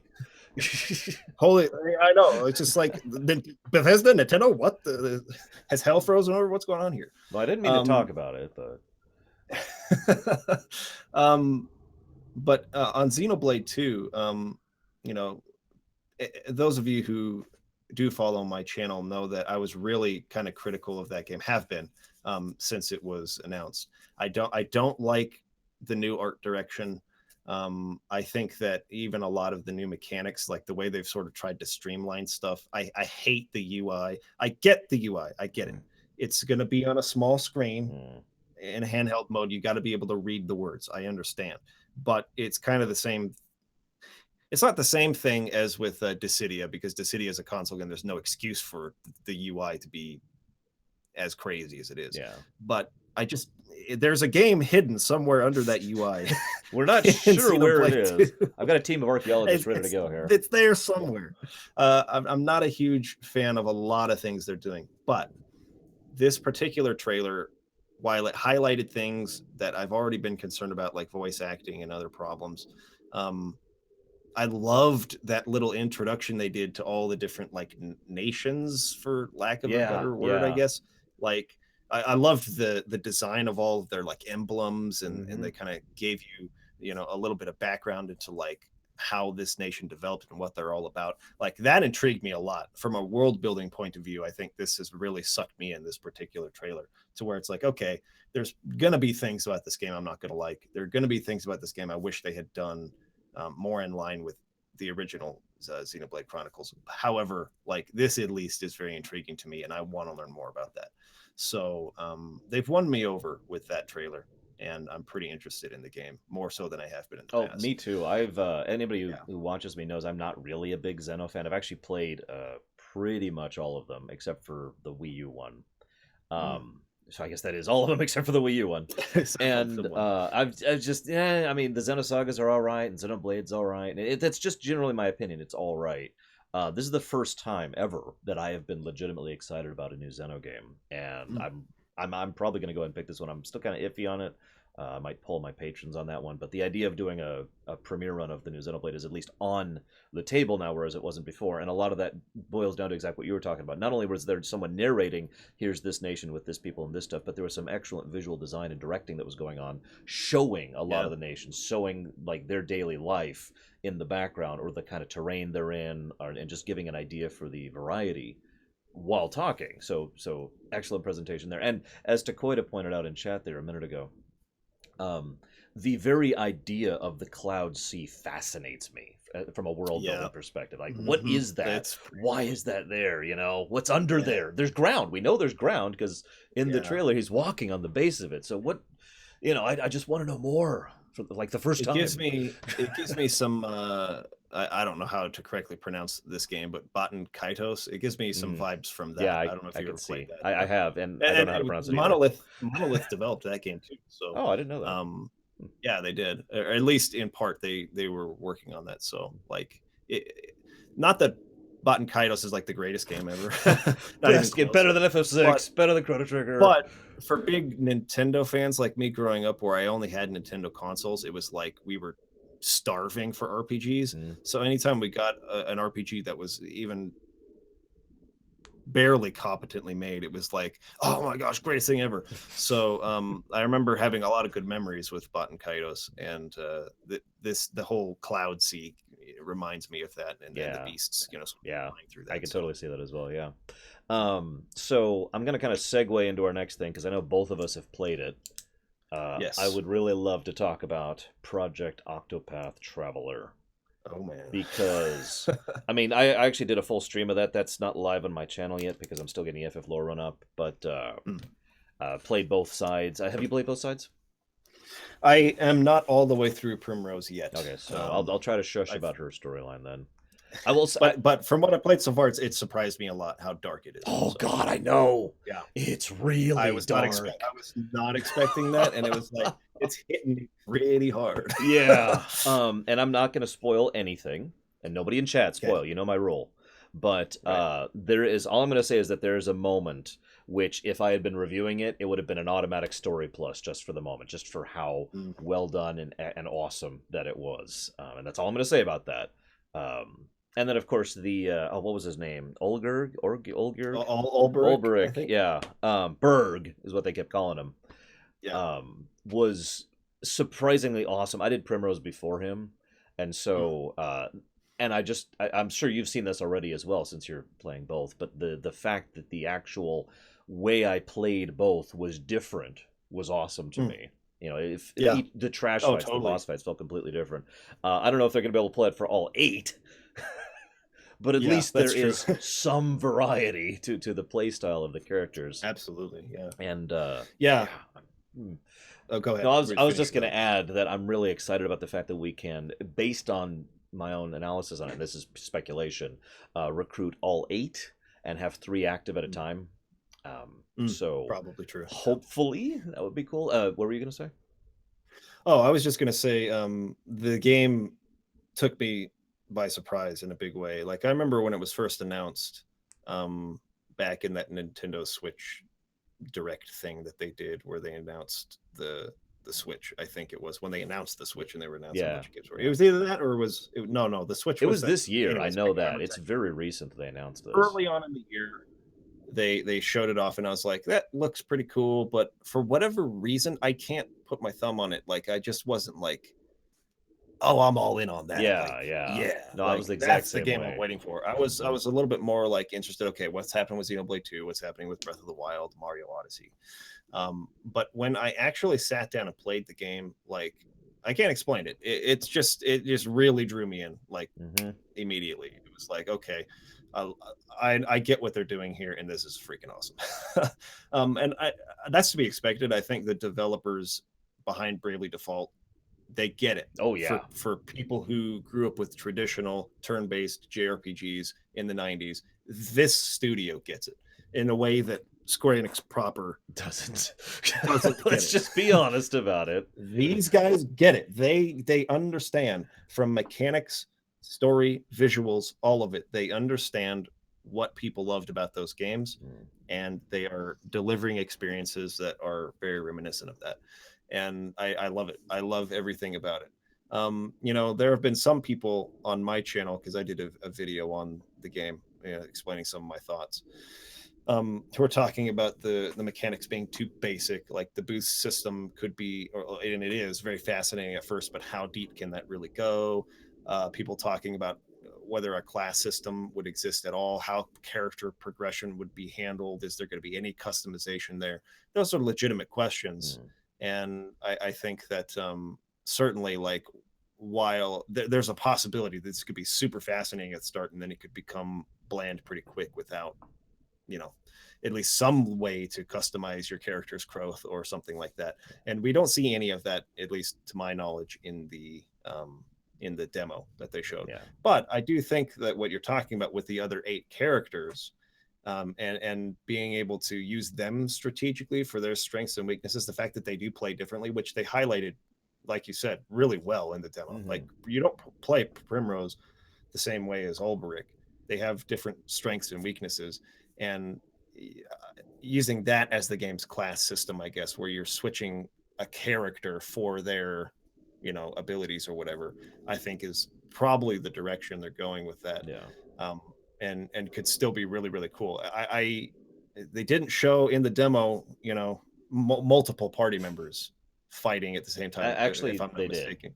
Um, Did they show that what up? Is that happens? after the Yeah, you have story, to the beat the chapter story, ends, and you notice how you can keep and then you playing keep going? afterward. You can go and recruit the other person and see what party combat works like. Um, So how does that work for you? How did you feel I about that? like it a lot. And Yeah. and again, it helps me to feel that obviously most of the enemies are balanced around one person, but Right. when with the system of the stun locking and the shield breaking and all that, I feel slides perfectly in with having a party of people because Oh yeah, I that's a mean, good point. this is such a basic thing. I feel stupid for explaining it, but when you have a person who can just keep the enemy locked down, the turn-based RPG equivalent of a tank, Yeah. then the rest of your party can do whatever they need to, and it worked out really, really nice. And I actually, for those of my viewers who watch, I actually kept playing a little bit off camera and the portable thing to see how it felt, and it's fantastic, of course. Um, Mm. and tried out more of the two-player combat, or excuse me, the two-party combat and all that fun stuff, and leveling them up. What I'm hopeful for, and this is again pure wish listing / speculation, is that each person is effectively, in terms of gameplay, a class. And thus, Yeah. if you want a warrior in your team, you get Berg in your team. If you want, the buffer debuffer mage in your team, you get Primrose. If you want the archer person, who I don't know the name, of course, there you go, strong single target DPS. I don't know if you noticed this, but there is a thing for switching party members on the menu, and I'm hoping that means not having to go back to a base hub to switch party members. Yeah, you could just at any time switch them out. That'd be Exactly. sweet. That would be very sweet if they do that. I'm fingers crossed on that. I don't know. And I wish we had a release date for this game. That'd be nice. But whatever. I know. Jeez. But yeah, I mean, in general, I'm just like the demo really sold me Mm-hmm. on what they're doing, and I'm sure that there's going to be a lot more depth to it, of course, than what they showed in that demo. Oh, yeah, absolutely. And I think that a lot of the concerns people have expressed, at least on my channel comment section, I think that those things could easily be addressed. They did a survey for those who played it. Oh, right. I was gonna bring that up. Actually, I actually have that survey right here, open and ready to go. Oh, nice. Yeah. I filled it out, and they're looking for feedback, and so like if you want to give that kind of feedback so that it's on their radar in terms of things you're looking for, make sure that you do that. Yes, Make sure you fill yes, out that survey. please do so. If you don't mind my segueing for just a second, I kind of want to. Sure. So the reason I wanted to do this live on camera is because, in my experience, you can tell a lot about a developer and what's going on in the meeting rooms by how they do these surveys. A great example of this is when shortly after Super Paper Mario came out on the Wii. I don't know if you remember that, Mike. And they put out a survey saying, "What did you think of the game?" And it was very clearly leaning against the RPG story elements of the game. And then they used that as an example for why they should go away from that. And so let's see what they got. So the first question here is, I played both paths. How satisfied with it? Extremely. I'm going to give that a big stars. I was blown away by how much fun that was. Very few complaints. What was I dissatisfied with? I'm curious what you put here, Mike. So I think what I ended up putting was some of the voice acting was basically really the only thing. I know it's really cool that they give you the option to either turn the voices, like just the volume down, which is probably how I'll end up playing it personally, but you can switch to Japanese as well, which is always a good feature. But I think the only ones that stood out to me were, what was the little boy's name? Philip, who on Ulbricht's path. Could definitely tell that wasn't a little boy, and almost all the lines were awkwardly delivered. Now I don't know what chance, if any, there is that they'll go back and re-record freaking dialogue at this point. At this point, So yeah, maybe it's pretty unlikely. it's a pointless thing to say, but they asked me what I was dissatisfied with, and that's what I was dissatisfied with first and foremost. But there was something else I put in there. Jeez, this is like literally yesterday I did this. I can't remember. This is what happens when you get old, guys. This is 2 just days ago, maybe at most. I want to say it had something to do with the bloom effects. I think they went a little did. I overboard with agree that. on that. There was just a wee bit too much bloom. I mentioned that in my own thing just now. Scale it back a little bit, just a little bit, and then it's going to look phenomenal. Oh, and then the sprites themselves, I feel like they could be a little crisper. They look a little fuzzy. But, yeah, they're doing a weird system. Have you ever played 3D Dot Heroes on the PS3? Yeah, I have actually. I wish they had done something closer to that, because that's what I Yeah. first thought it was, but then I realized no, they're Mhm. actually rendering a 2D object as a 3D object, and that's causing the Right. blur and Yeah, the exactly. distortion. Yeah. So those were the things I mentioned. Yarr. Um, yeah. So I'm going through. I'm up to question 7. Nothing really mind blowing so far. What'd you like? What'd you dislike? Fairly basic stuff. You could probably tell what I already put. Mhm. Yeah. Question 7 is interesting to me. Do you know? This is weird phrasing. Do you know the 3DS game Bravely Default? Yeah. Which is no longer on my desk, but it used to be until like last week, until I cleaned up a little bit. Yes, and I've played it all the way to the end. Do you have Bravely Second? Yes. I feel like they're going somewhere with this. Um, how do you share information about video games with friends? I have friends? But no, this is a relevant thing. So this is kind of what I was talking about. This is ridiculous. So they list Line, Twitter, Facebook, Instagram, and in person or other. You can tell that they're trying to seek out where they can get deals with whom for tie-ins deals or for publishing or marketing deals. And so Mhm. the majority of people who answer, for example, like if just to give you an idea, if again marketing perspective, if a lot of people, if an overwhelming majority say Twitter, then what they're going to do for marketing in the future is start pushing a Twitter campaign, because that's apparently where everyone's get their information about it, and that's why they ask questions like these. I'm going to say none because I don't use any of those. Oh, it doesn't let me. It doesn't let me. Okay. My show there. We'll go with Yep, that. There we go. that's pretty much what I put too. And yeah, it's so that's I made a mention as well that I'm very interested in the characters. Plot wasn't exactly super enticing, but then again, which plot of which RPG is really going to catch you in the first hour? Yep, How many do that? good Other than point. Chrono Trigger. Now, Other than other than, no, I'm sorry, Chrono Trigger does catch you in the first hour. It really does. I'll give it that credit. uh, Um, right at the gate, right out of the gate. bam. FF6 does too, though. I do have to point that out. Yeah, it's Yeah. like, all right, Nars Esper. Oh my god. um. So, oh, right. So this is my final topic. I even gave Mike the option to opt out of this topic, and then he has chosen not to. So what I'm going to do here, let's talk about, um, okay, the real topic I want to talk about is about the future and the legality of the future and Let's Plays. Um, that topic has been brought up by PewDiePie saying words he shouldn't say on a live stream. Yeah. Now, I'm just going to say every other person, and part of the reason I feel the need to talk about this is I haven't seen anyone else do this. Everyone else has been talking about PewDiePie or Fire or whatever. God, I can't even think of the name of him. The developer in question and the guy in question. Oh Um, yeah, yeah. Everyone's been talking about those two things and not the reality of what we're facing here from a legal perspective. Now, I could kind of understand why most gaming review people would not do that, but this is something I very strongly feel needs to be addressed. So, to start, I'm going to turn to Mike with a blank page and just Mhm. say, what do you think about the situation in general right now? So,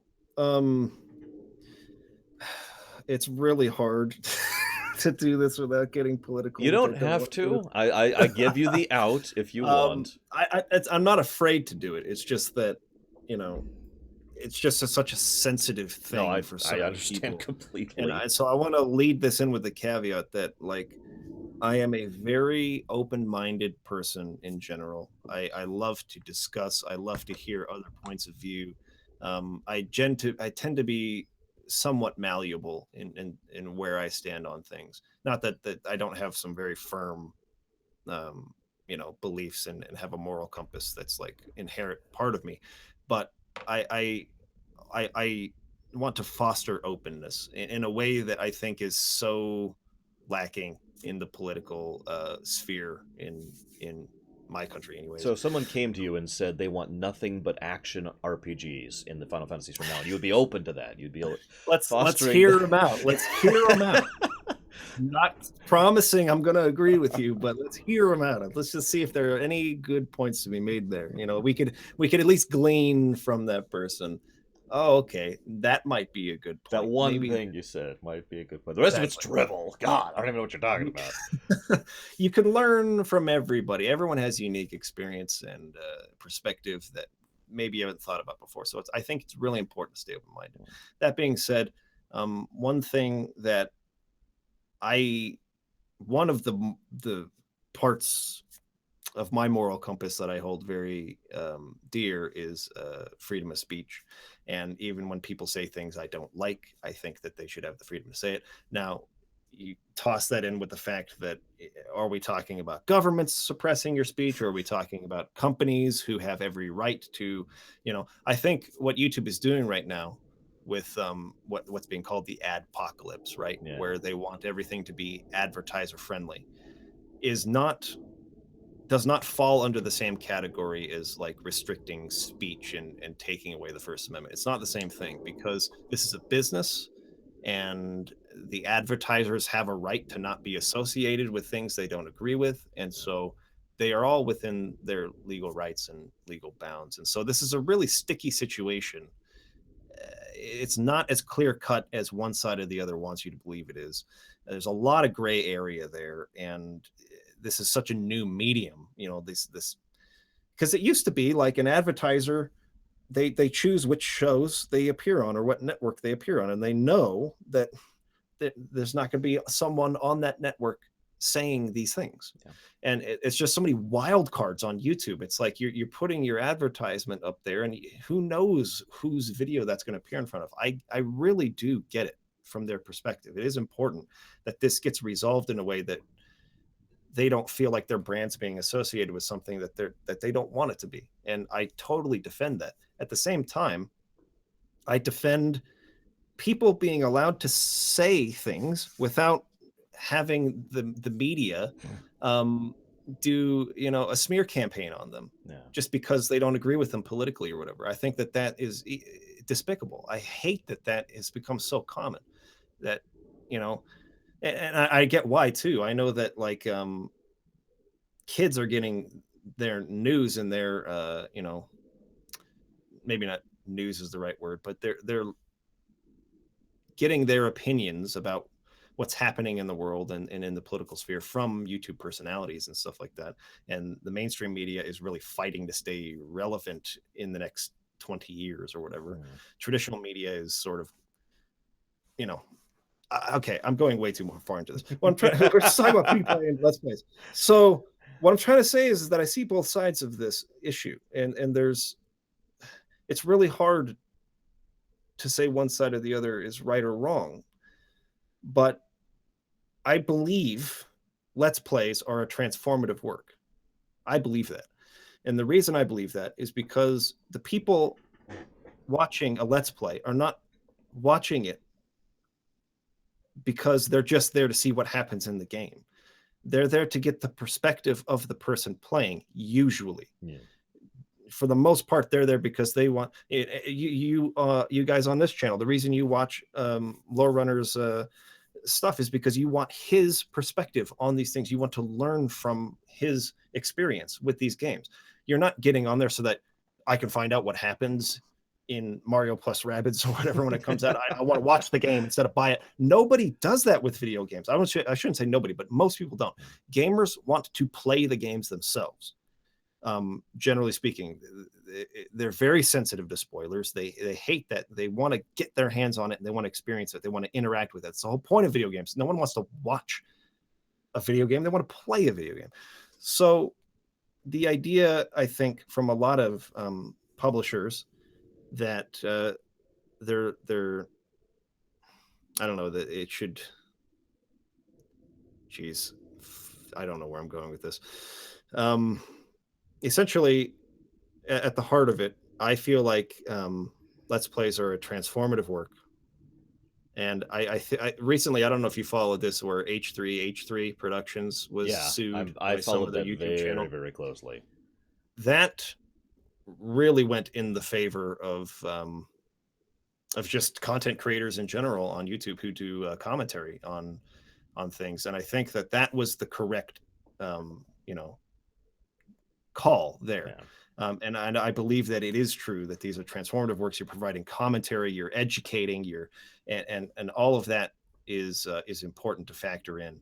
Now, how much education do you get from watching PewDiePie? I can't say I don't watch him, but people are there for him. They're not there for the game. The game can come and go. That's not why people stay. They stay for his personality. And that's the point that I think really, makes the difference for me. And so that's where I fall on this issue. Just to say really quickly, I do agree that Let's Plays should be legally defined as a transformative work. The core problem we have is that they are not.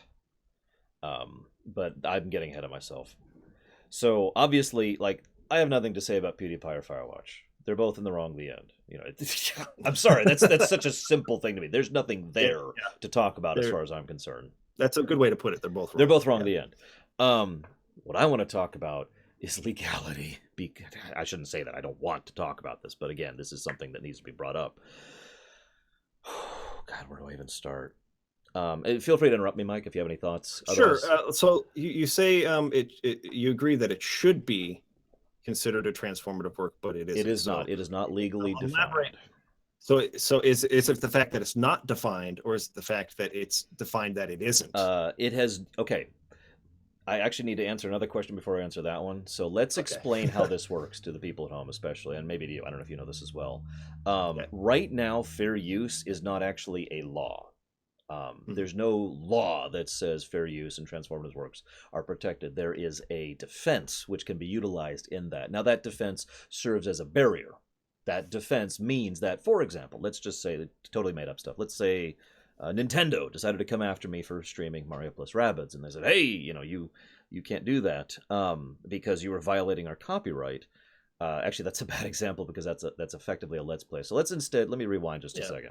Let's say one of my review I did on Mario plus Rabbids, which actually hasn't come out yet, but that's like a minute and a half. There's actually gameplay footage, actual game audio, and me reviewing the game. If they decided to come after me legally for violating their IP's protected rights on that, they would actually have a decent chance of losing that because there's so much precedent set in law to use as a defense. And you see the distinct difference here, law and defense, in order to say, well, no, he's protected. This is a clear-cut example of fair use because of the way fair use has already been defined. But it is worth noting that that is not 100% guaranteed. They could still take me to court, and it would still be up to the judge and possibly jury, depending on what kind of trial we ended up getting. So it is still possible for companies to come after people for even something like a review. Most don't, and that's important. That's going to be important to the overall point. So just to be super clear, what you're saying is that while it's not clearly defined in the law, there is a solid defense for it, and it's going to more or less be up to the judge to decide in each case. That's exactly right. Case by case basis. Now, for something to go into true hard, what I call hard law, which is something that is just, no, you can't even bring it to court for this. What has to happen is you have to lose the case, take it to the appeals system, and then win that case, which, as you might imagine, is something that doesn't happen all that often. That's why most legal matters go to court, is because there's no hard law preventing that. So, to use this exact example, let's say that PewDiePie takes the Firewatch team to court and loses, appeals it, and then wins the appeal. Now, that right there is actually best case scenario, because at that point, Let's Plays and that fair use clause are now law defined. It's absolutely set in stone. However, as you might imagine, that's a hell of a gamble, and he would have to lose the first case to even have the availability of going to the Court of Appeals. What is more likely to happen is, again, let's say he takes him to court and wins, the initial case court battle. So there's two possibilities that would come from that. First of all, it's let go, the end. And now we have more, not precedent, that's actually the wrong legal word, forgive me for misusing that, but now we have more cases that can be referenced in future cases. So the defense has basically gone up, there's now more defense, but there is still not a hard law, which means future companies and future developers could still bring Let's Players to court if they wanted to. Risky, but, and it would be a risky thing for them to do, but it is still available. Another possibility is that he could, he wins, and then Firewatch appeals, and then Firewatch wins the appeal. That is the worst case scenario right there. That is horrific bad, is what I like to call that. I'm not even going to go into the full details of that because everyone could tell why it would be bad. That basically Let's Plays would stop existing, at least here in the States, because they would be illegal. Yeah. But, let's talk about the most likely scenario, assuming this goes to court at all. Excuse me, not the most likely scenario. I'm saying this wrong. Let's talk about the bad sides and why this hasn't happened yet. If real quick before you jump in, are you aware of the Jim Sterling legal case? Yes, that's another one I followed quite extensively. Does that play into this? Because he won. No, because that's more about defamation. Yes, right? Yes, and unfortunately, as I have learned many times, real life and legal are different. And I understand why you'd ask that question. Most people would say, well, Jim Sterling won his case, so that's, it's going to set precedent. That doesn't actually work that way, unfortunately. It's such a completely different thing that if someone were to bring that up in court, they would be told, no, strike that from the record, moving on. Yeah. That's how the legal system works. Yeah, if you can't bring up non-relevant things. And I know you've all seen the court TV shows. It doesn't actually work that way. Yeah. Now the H2MR3X, God, I can never remember their thing. H3H thing? Yeah. I don't know why I can never remember their acronym. I have the same problem with AM2R3MR302 as well. Yeah. But anyways, letters.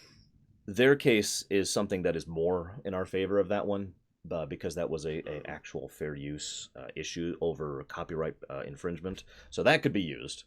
But that's basically us one defense. That's our one defense barrier right now, is that one. That's everything else is at the sufferance of the companies.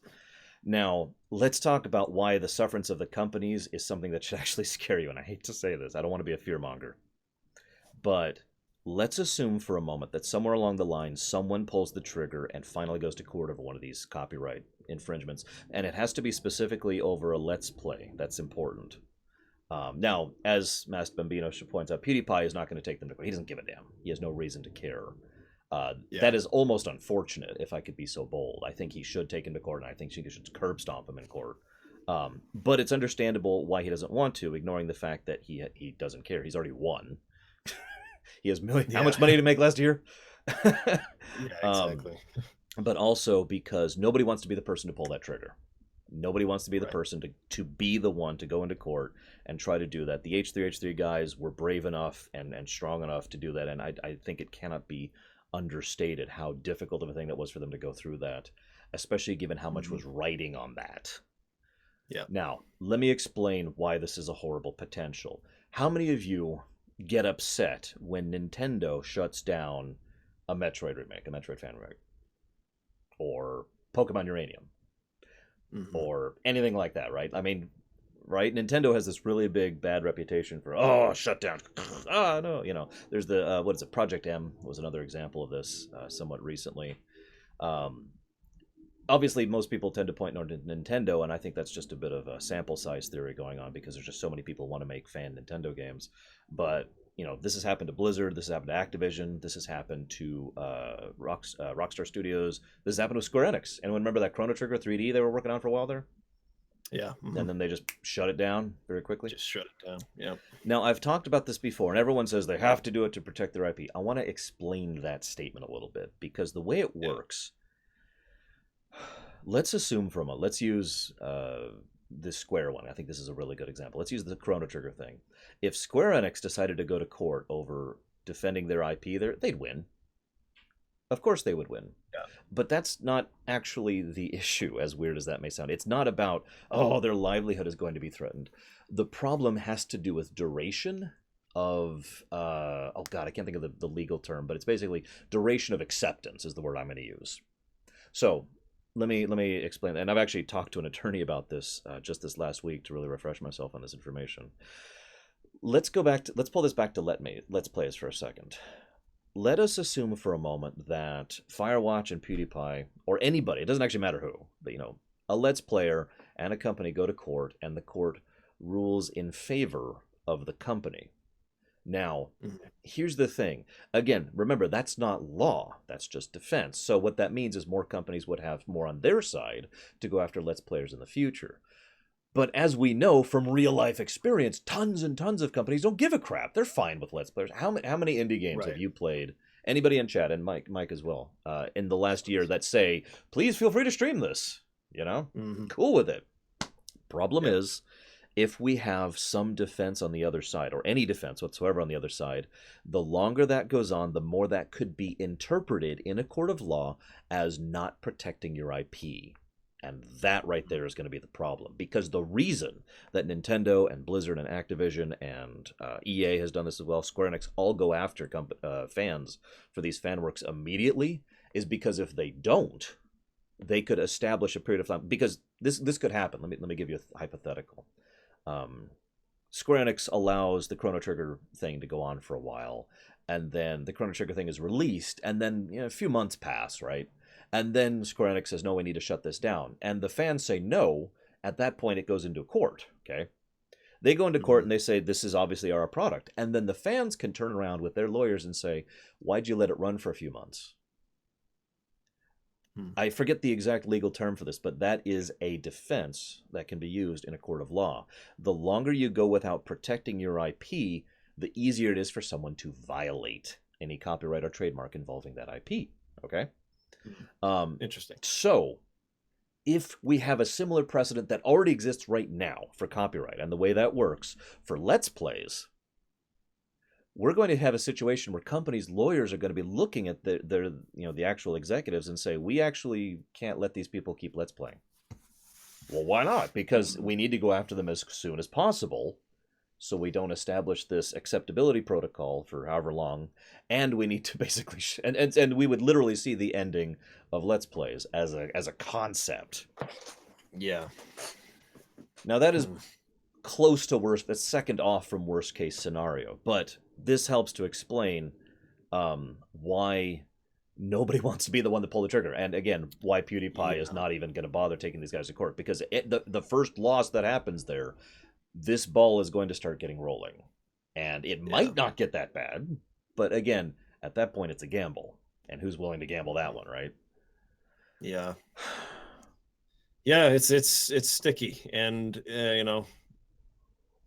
this whole online thing where people can get online and just like put themselves out there, say what they want on top of video game footage and show video game footage. And I know that one company that I think is probably the most vigilant in squashing is Atlas. Yeah.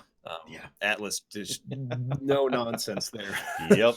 No nonsense. You cannot show this game, especially up to a certain point, for a very, very long time. And if you show anything, they'll definitely take ad revenue from you.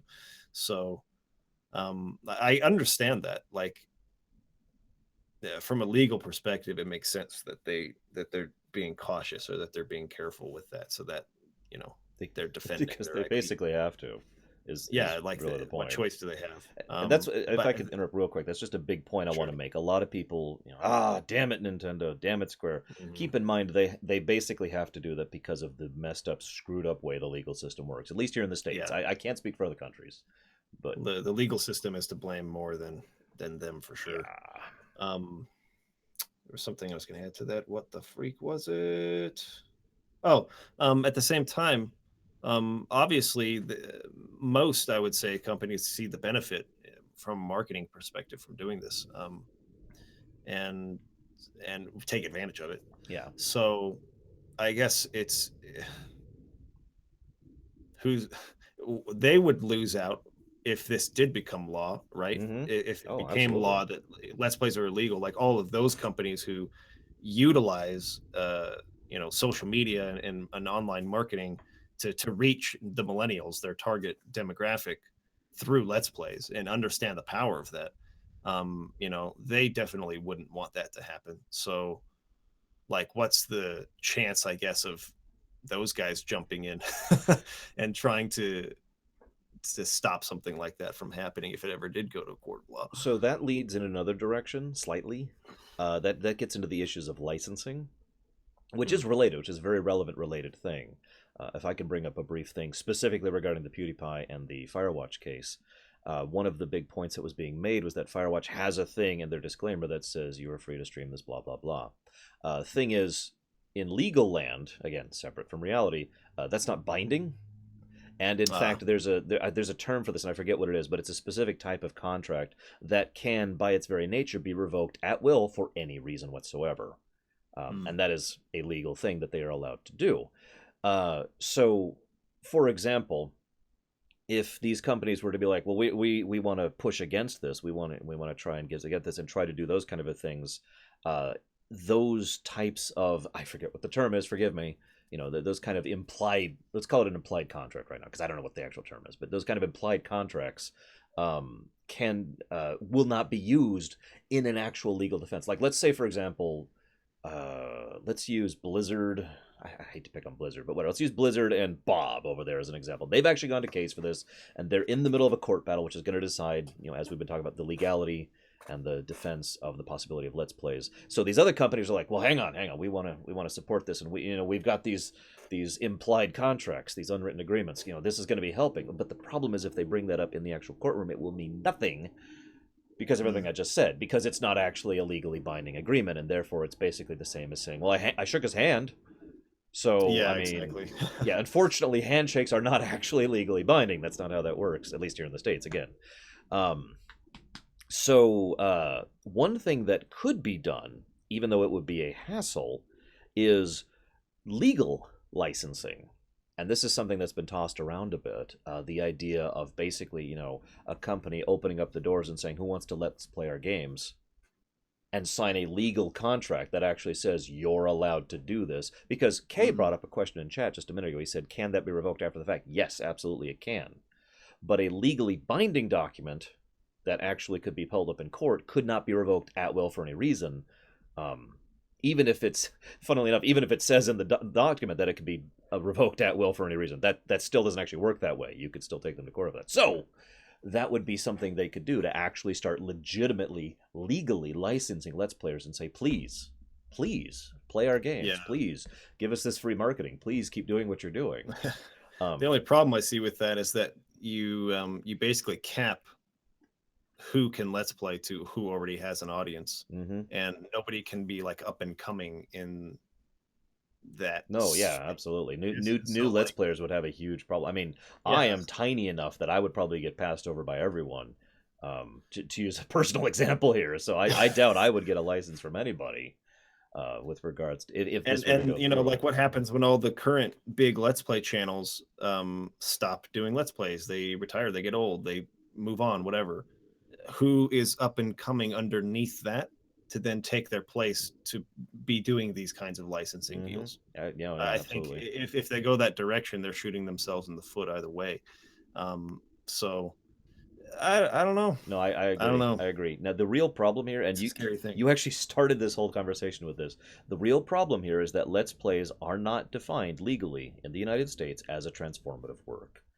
Right. That is the core of all of these problems we're talking about here, because a transformative work is something that is law, again, legally protected under United States law.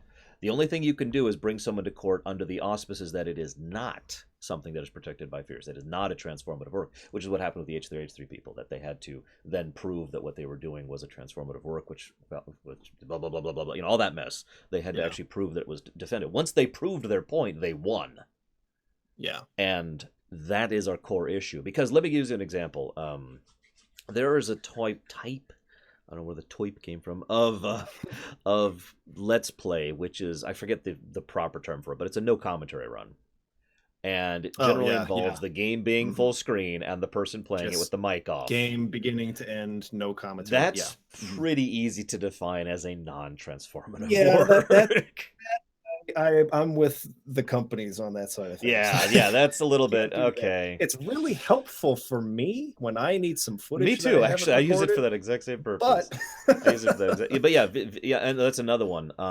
Walkthrough videos is another one where it's like, let me show you how to get all these pieces or all these feathers or whatever. I can see that. That's starting to get into the gray area, and then when you have someone actually talking like we do. In my opinion, that is far more easily defined as an actual transformative work because, as you say, we are adding to the experience. We're talking over the game and we're interacting with the viewers and all that fun stuff. But the problem is, and I think you're probably already picking up on this, that becomes a case-by-case thing, and case-by-case and law those are two different concepts.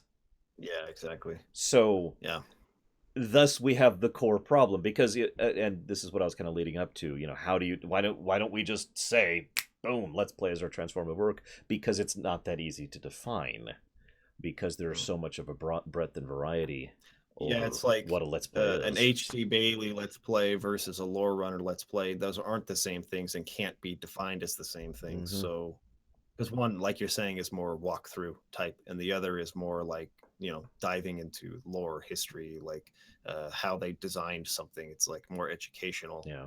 On the side of like design versus educational on the side of how do I beat this boss. Yeah. So yeah, I mean, how granular can you get? And they can get very granular. Yeah. They know how to do it. Yep. Sure.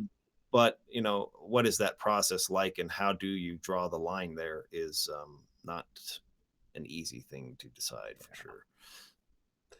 And the bottom line here, unfortunately, and this is why I mentioned the fear thing earlier, is that there's no actual easy answer to this whole problem. And right now, I know for a fact several major, Let's Players, YouTubers, whatever, are just kind of holding their breath. Not wanting to be the one to pull the trigger, not wanting to be the one to start defining things legally, because right now things are, and I know this sounds weird, things are actually pretty good for a Let's Player right now. It's a pretty open thing. It's very rare. Most of the people who actually do. I mean, you hear about the copyright strikes on YouTube, but let's be honest with ourselves.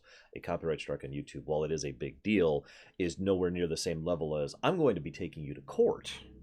Yeah, which is a huge freaking like, deal.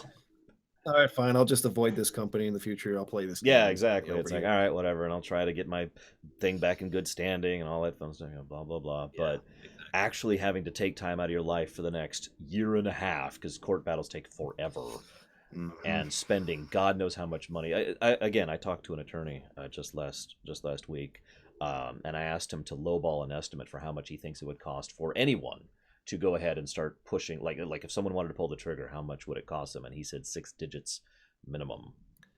Oh man. Because of, and it's because of the nature of the court it would have to be in, and the nature of the judge, and how broad of an audience this affects. This is effectively an entire medium which would be affected by this. So yay. There you go. Because the legal system is stupid, Anthony. That's the answer to that question. It's terrible, man. It's so bad. Anyways, so sticky. Yeah, that's the mess there. And again, like I said, I just wanted to talk more about the legal side of things and the possible ramifications and why this is just. Well, I learned a lot. Thanks for bringing that up. I actually didn't know some of that stuff. That's what I'm here for. So it's nice to get that perspective for sure. Oh, thank you. Did you have anything else you wanted to add? Because I'm at the end of my notes here for the Loreweek now. Other than watch his show, go watch his show, guys. Just, I don't know. Okay, this was actually a legitimate question. Are reviews already considered transformative work, or is that also in the same? Would you believe it depends on the media or the medium? Really, I should say. In what sense? Like whether you have like a website you're doing it on or something like that? Yeah, well, okay. Like for example, if you have a written review of someone, that's 100% covered with precedent set. Okay. Legal versus a video review, which hasn't really entered the legal system yet, and therefore can and has been argued to not qualify under the typical laws, because this is how the legal system works. For the unaware, it gets down to really definitions is what it's all about, and the legal argument can and has been stated that you can't just define something as a review. You have to define it as a written review. Oh, well, even that's not enough. We have to have a specific column review, or a written in-depth review, or a written commentary review. And there's all these different categories. And so those types of things, again, those battles have been fought in decades past. And we haven't really fought all the battles necessary to define all of those things when it comes to video reviews, or MP3 reviews, or website reviews, because a website is not actually legally defined as a written work because of how they define a written work. Yeah. So, and this is why I make that point earlier, and I will repeat it for 1,000 times more. Legality and reality are separate worlds from each other. Yeah. Totally. So it depends is the short answer to your question. Well, So hopefully, Let's just hope for the best. yeah, let's just keep holding our breath. It's the same thing I've been doing for years. Oh, actually, I wanted to add one more thing really quick here, if you'll forgive me for using this as a time to talk about it. This is one of the biggest reasons why, for years now, I have resisted putting gameplay footage at the back of my ruminations. Is because adding that element. I mean, obviously, it would take a huge amount of time and editing work to put an hour and a half of gaming footage at the back of my in my green screen. But in addition to that obvious problem, that enters a legal gray area. I can say with near total certainty that me sitting in front of a camera with a generic looping background and no music, talking about a game is nice and protected, and no one's going to come after me for that. Yeah, for sure. Other people, especially some of the more major actual game reviewers out there, do not have that kind of a defense going for them. They still have a defense, but it's a defense. Well, you actually ran into problems with Paramount, right? With the Star Trek stuff. Nope, I did. It was actually CBS. CBS. But yeah, I ran CBS does the TV shows, right? And at the time, this is going to sound familiar, I had the choice of fighting it or giving up. And I gave up, and I said it wasn't worth the battle. It is worth noting I recently fought Square about the Dissidia lore run and won that one. That had to go to second appeal, which isn't even, that's not a court thing yet. That's still in house with YouTube. Just in YouTube's thing. But I did fight had to go to second appeal. I did win that. I am now currently appealing the second Dissidia video, which is going to take another month. So that's really interesting to me. I don't know if you know this. There are certain Square games where there's just no problem with it. Do whatever, upload whatever the freak you want, and they will not come after you. And there are others. I think Dissidia is a good example where just immediately something gets triggered. Oh yeah, the bot you're absolutely right. And bam, you're hit with that, and I don't understand it. Like, what are they doing on their end? So why do they care more about Dissidia than I don't know the why. I really don't know why. That's true with multiple companies. I've encountered that with Blizzard. I've encountered it with Nintendo as well. Some companies, what they do. So moving past the why, which I don't understand. What they're doing is they specifically target usually cutscenes, sometimes songs, and they say this, and they plug that into the bot that YouTube has, and that's why they pick up on those so quickly and so immediately in every case that they show up. And like you said, Dissidia is one. Everybody knows, my show knows, I've had so many issues with Kingdom Hearts about this. Oh, really? Some of the stuff from Blizzard, most notably some of the cutscenes in the more recent World of Warcraft stuff, that has caused me significant issues. And again, Nintendo tends to go after very specific things. Smash is one of the bigger issues there. And that's so interesting, because I have a review of Super Smash Brothers 4 on my channel. I don't think they've ever come after me for that. I use music. I used freaking all kinds of good stuff. That's a good thing that they didn't go after you for that. Very weird thing. But yeah, again, I don't actually know why they said, we don't want this. You can do the rest of it, but you don't want that. Like, actually, I got another one for you real quick. FF13-3. I had to, and by the way, this is the warning for my viewers. I had to just straight cut the ending out entirely. There was nothing I could do, and it's a 11-hour video. So every time I went back to mute it or try to reverse the video or whatever, trying to trick the system, it didn't work. And so finally I just had to chop the whole thing out, because I was using a huge amount of time trying to deal with 10 minutes on an 11-hour video. That's too bad. So for those of you who are wondering, when we get to 13.3, the ending, if you wonder why it just cuts off, that's why. Did you ever get hit from Square Enix on uploading specifically cutscenes from early on in Final Fantasy 13 where Snow and the Nora guys are talking? Yeah, I've had a couple of issues there, although usually those aren't block attacks. Those are just, we own this. This is ours. Yeah, it's just okay. I don't know why. I actually did. I don't remember which Final Fantasy review where I showed some of that footage. I think it was 2 that I did on my channel, but I actually did appeal that one, and it ended up going through, so I'm good now. Well, good. Again. Yeah. I've also recently appealed a piece of music on my Final Fantasy X review, and that's still in progress, but I don't think they're going to do anything about it. Is that the vocal track? I don't remember. It's a vocal track. It's not Sateki Dan Ne. It's not that one. It's, well, maybe a version of that's done in the credits music, the end music of the game. Yeah, I get you. So they got me for that one, but I don't think they're gonna look at it, so I might get it back. At this point, this is one of the reasons. I don't know if you actually were here for any of the major lore runs where that was an issue, but that's why nowadays I just mute the game after a certain point. It's like I don't feel like dealing with this. Yeah, it's really, smart. It kind of comes down to if you just want to deal with it, just because that's what they hit you for first is audio. Yeah, they go after audio immediately. Mm-hmm. Shrug. One of these days, I will no longer be latched to YouTube, and I won't have to deal with this. But for the moment, I don't make that kind of money. Yeah, it is what it is, and for anyone who is either on YouTube or maybe wants to get on YouTube, just understand that it's not a good idea to make yourself dependent on them. Yeah. Like, you can use that to bring people in, discover you, but you need to have a way to plug them into your own website, direct people somewhere else where you have more control, because they can make an algorithm change like that and your entire business model is screwed. Just don't even worry about it. Trust me. From our, I don't know if you knew about this. We actually had another channel where we did filmmaking and visual effects that has a much larger audience. I think 200,000 subscribers, and that channel's dead now because YouTube changed their algorithm, and we can't make videos on that anymore because it would take us months to make a 3-minute video. Right? Yeah, we'd work on something forever. Yeah, and it's like that model does not work on YouTube anymore. They want people uploading all the time. They want uploading longer content, like all this kind of stuff. So it's like, well, this channel can't support us anymore. We have to try something else. Yep. So no, I sympathize and understand. This is actually one of the biggest reasons.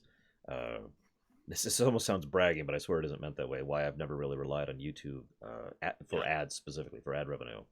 Very, very smart. Because because of that exact issue. Because I knew how risky and how uncertain of a market that would be. And so when Patreon first came out, I was actually one of the first Patreon patrons ever. Oh, really? And just jumped on that as quickly as possible. It was like, yes. Very, very smart. It was a bit of a risk at the time because nobody was like, paying directly for this? I don't know, but it worked out. It just worked out so far. Yeah. Please stay my patrons. Oh, God, don't leave me, guys. I'd like to keep eating tomorrow. Yeah, exactly. But yeah, shrug. I don't actually have anything else to talk about. Do you have anything else unrelated? No, I think we're all good here. Awesome. Well, thank you very much for joining me on this awesome Lore Week with Mike. Again, that's Mike at Dark Pixel Gaming. You can find Dark Pixel Gaming very easily by using Google. That's all I gotta do. Dark Pixel Gaming. Bam, and they do good stuff. They've had a lot of FF stuff relatively recently with that. I highly recommend you go and take a look at. And you can even see me over there actually on one particular thing a couple weeks ago. And I guess that's it. So I'm gonna go ahead and chop off the local recording right now. Okay. See you.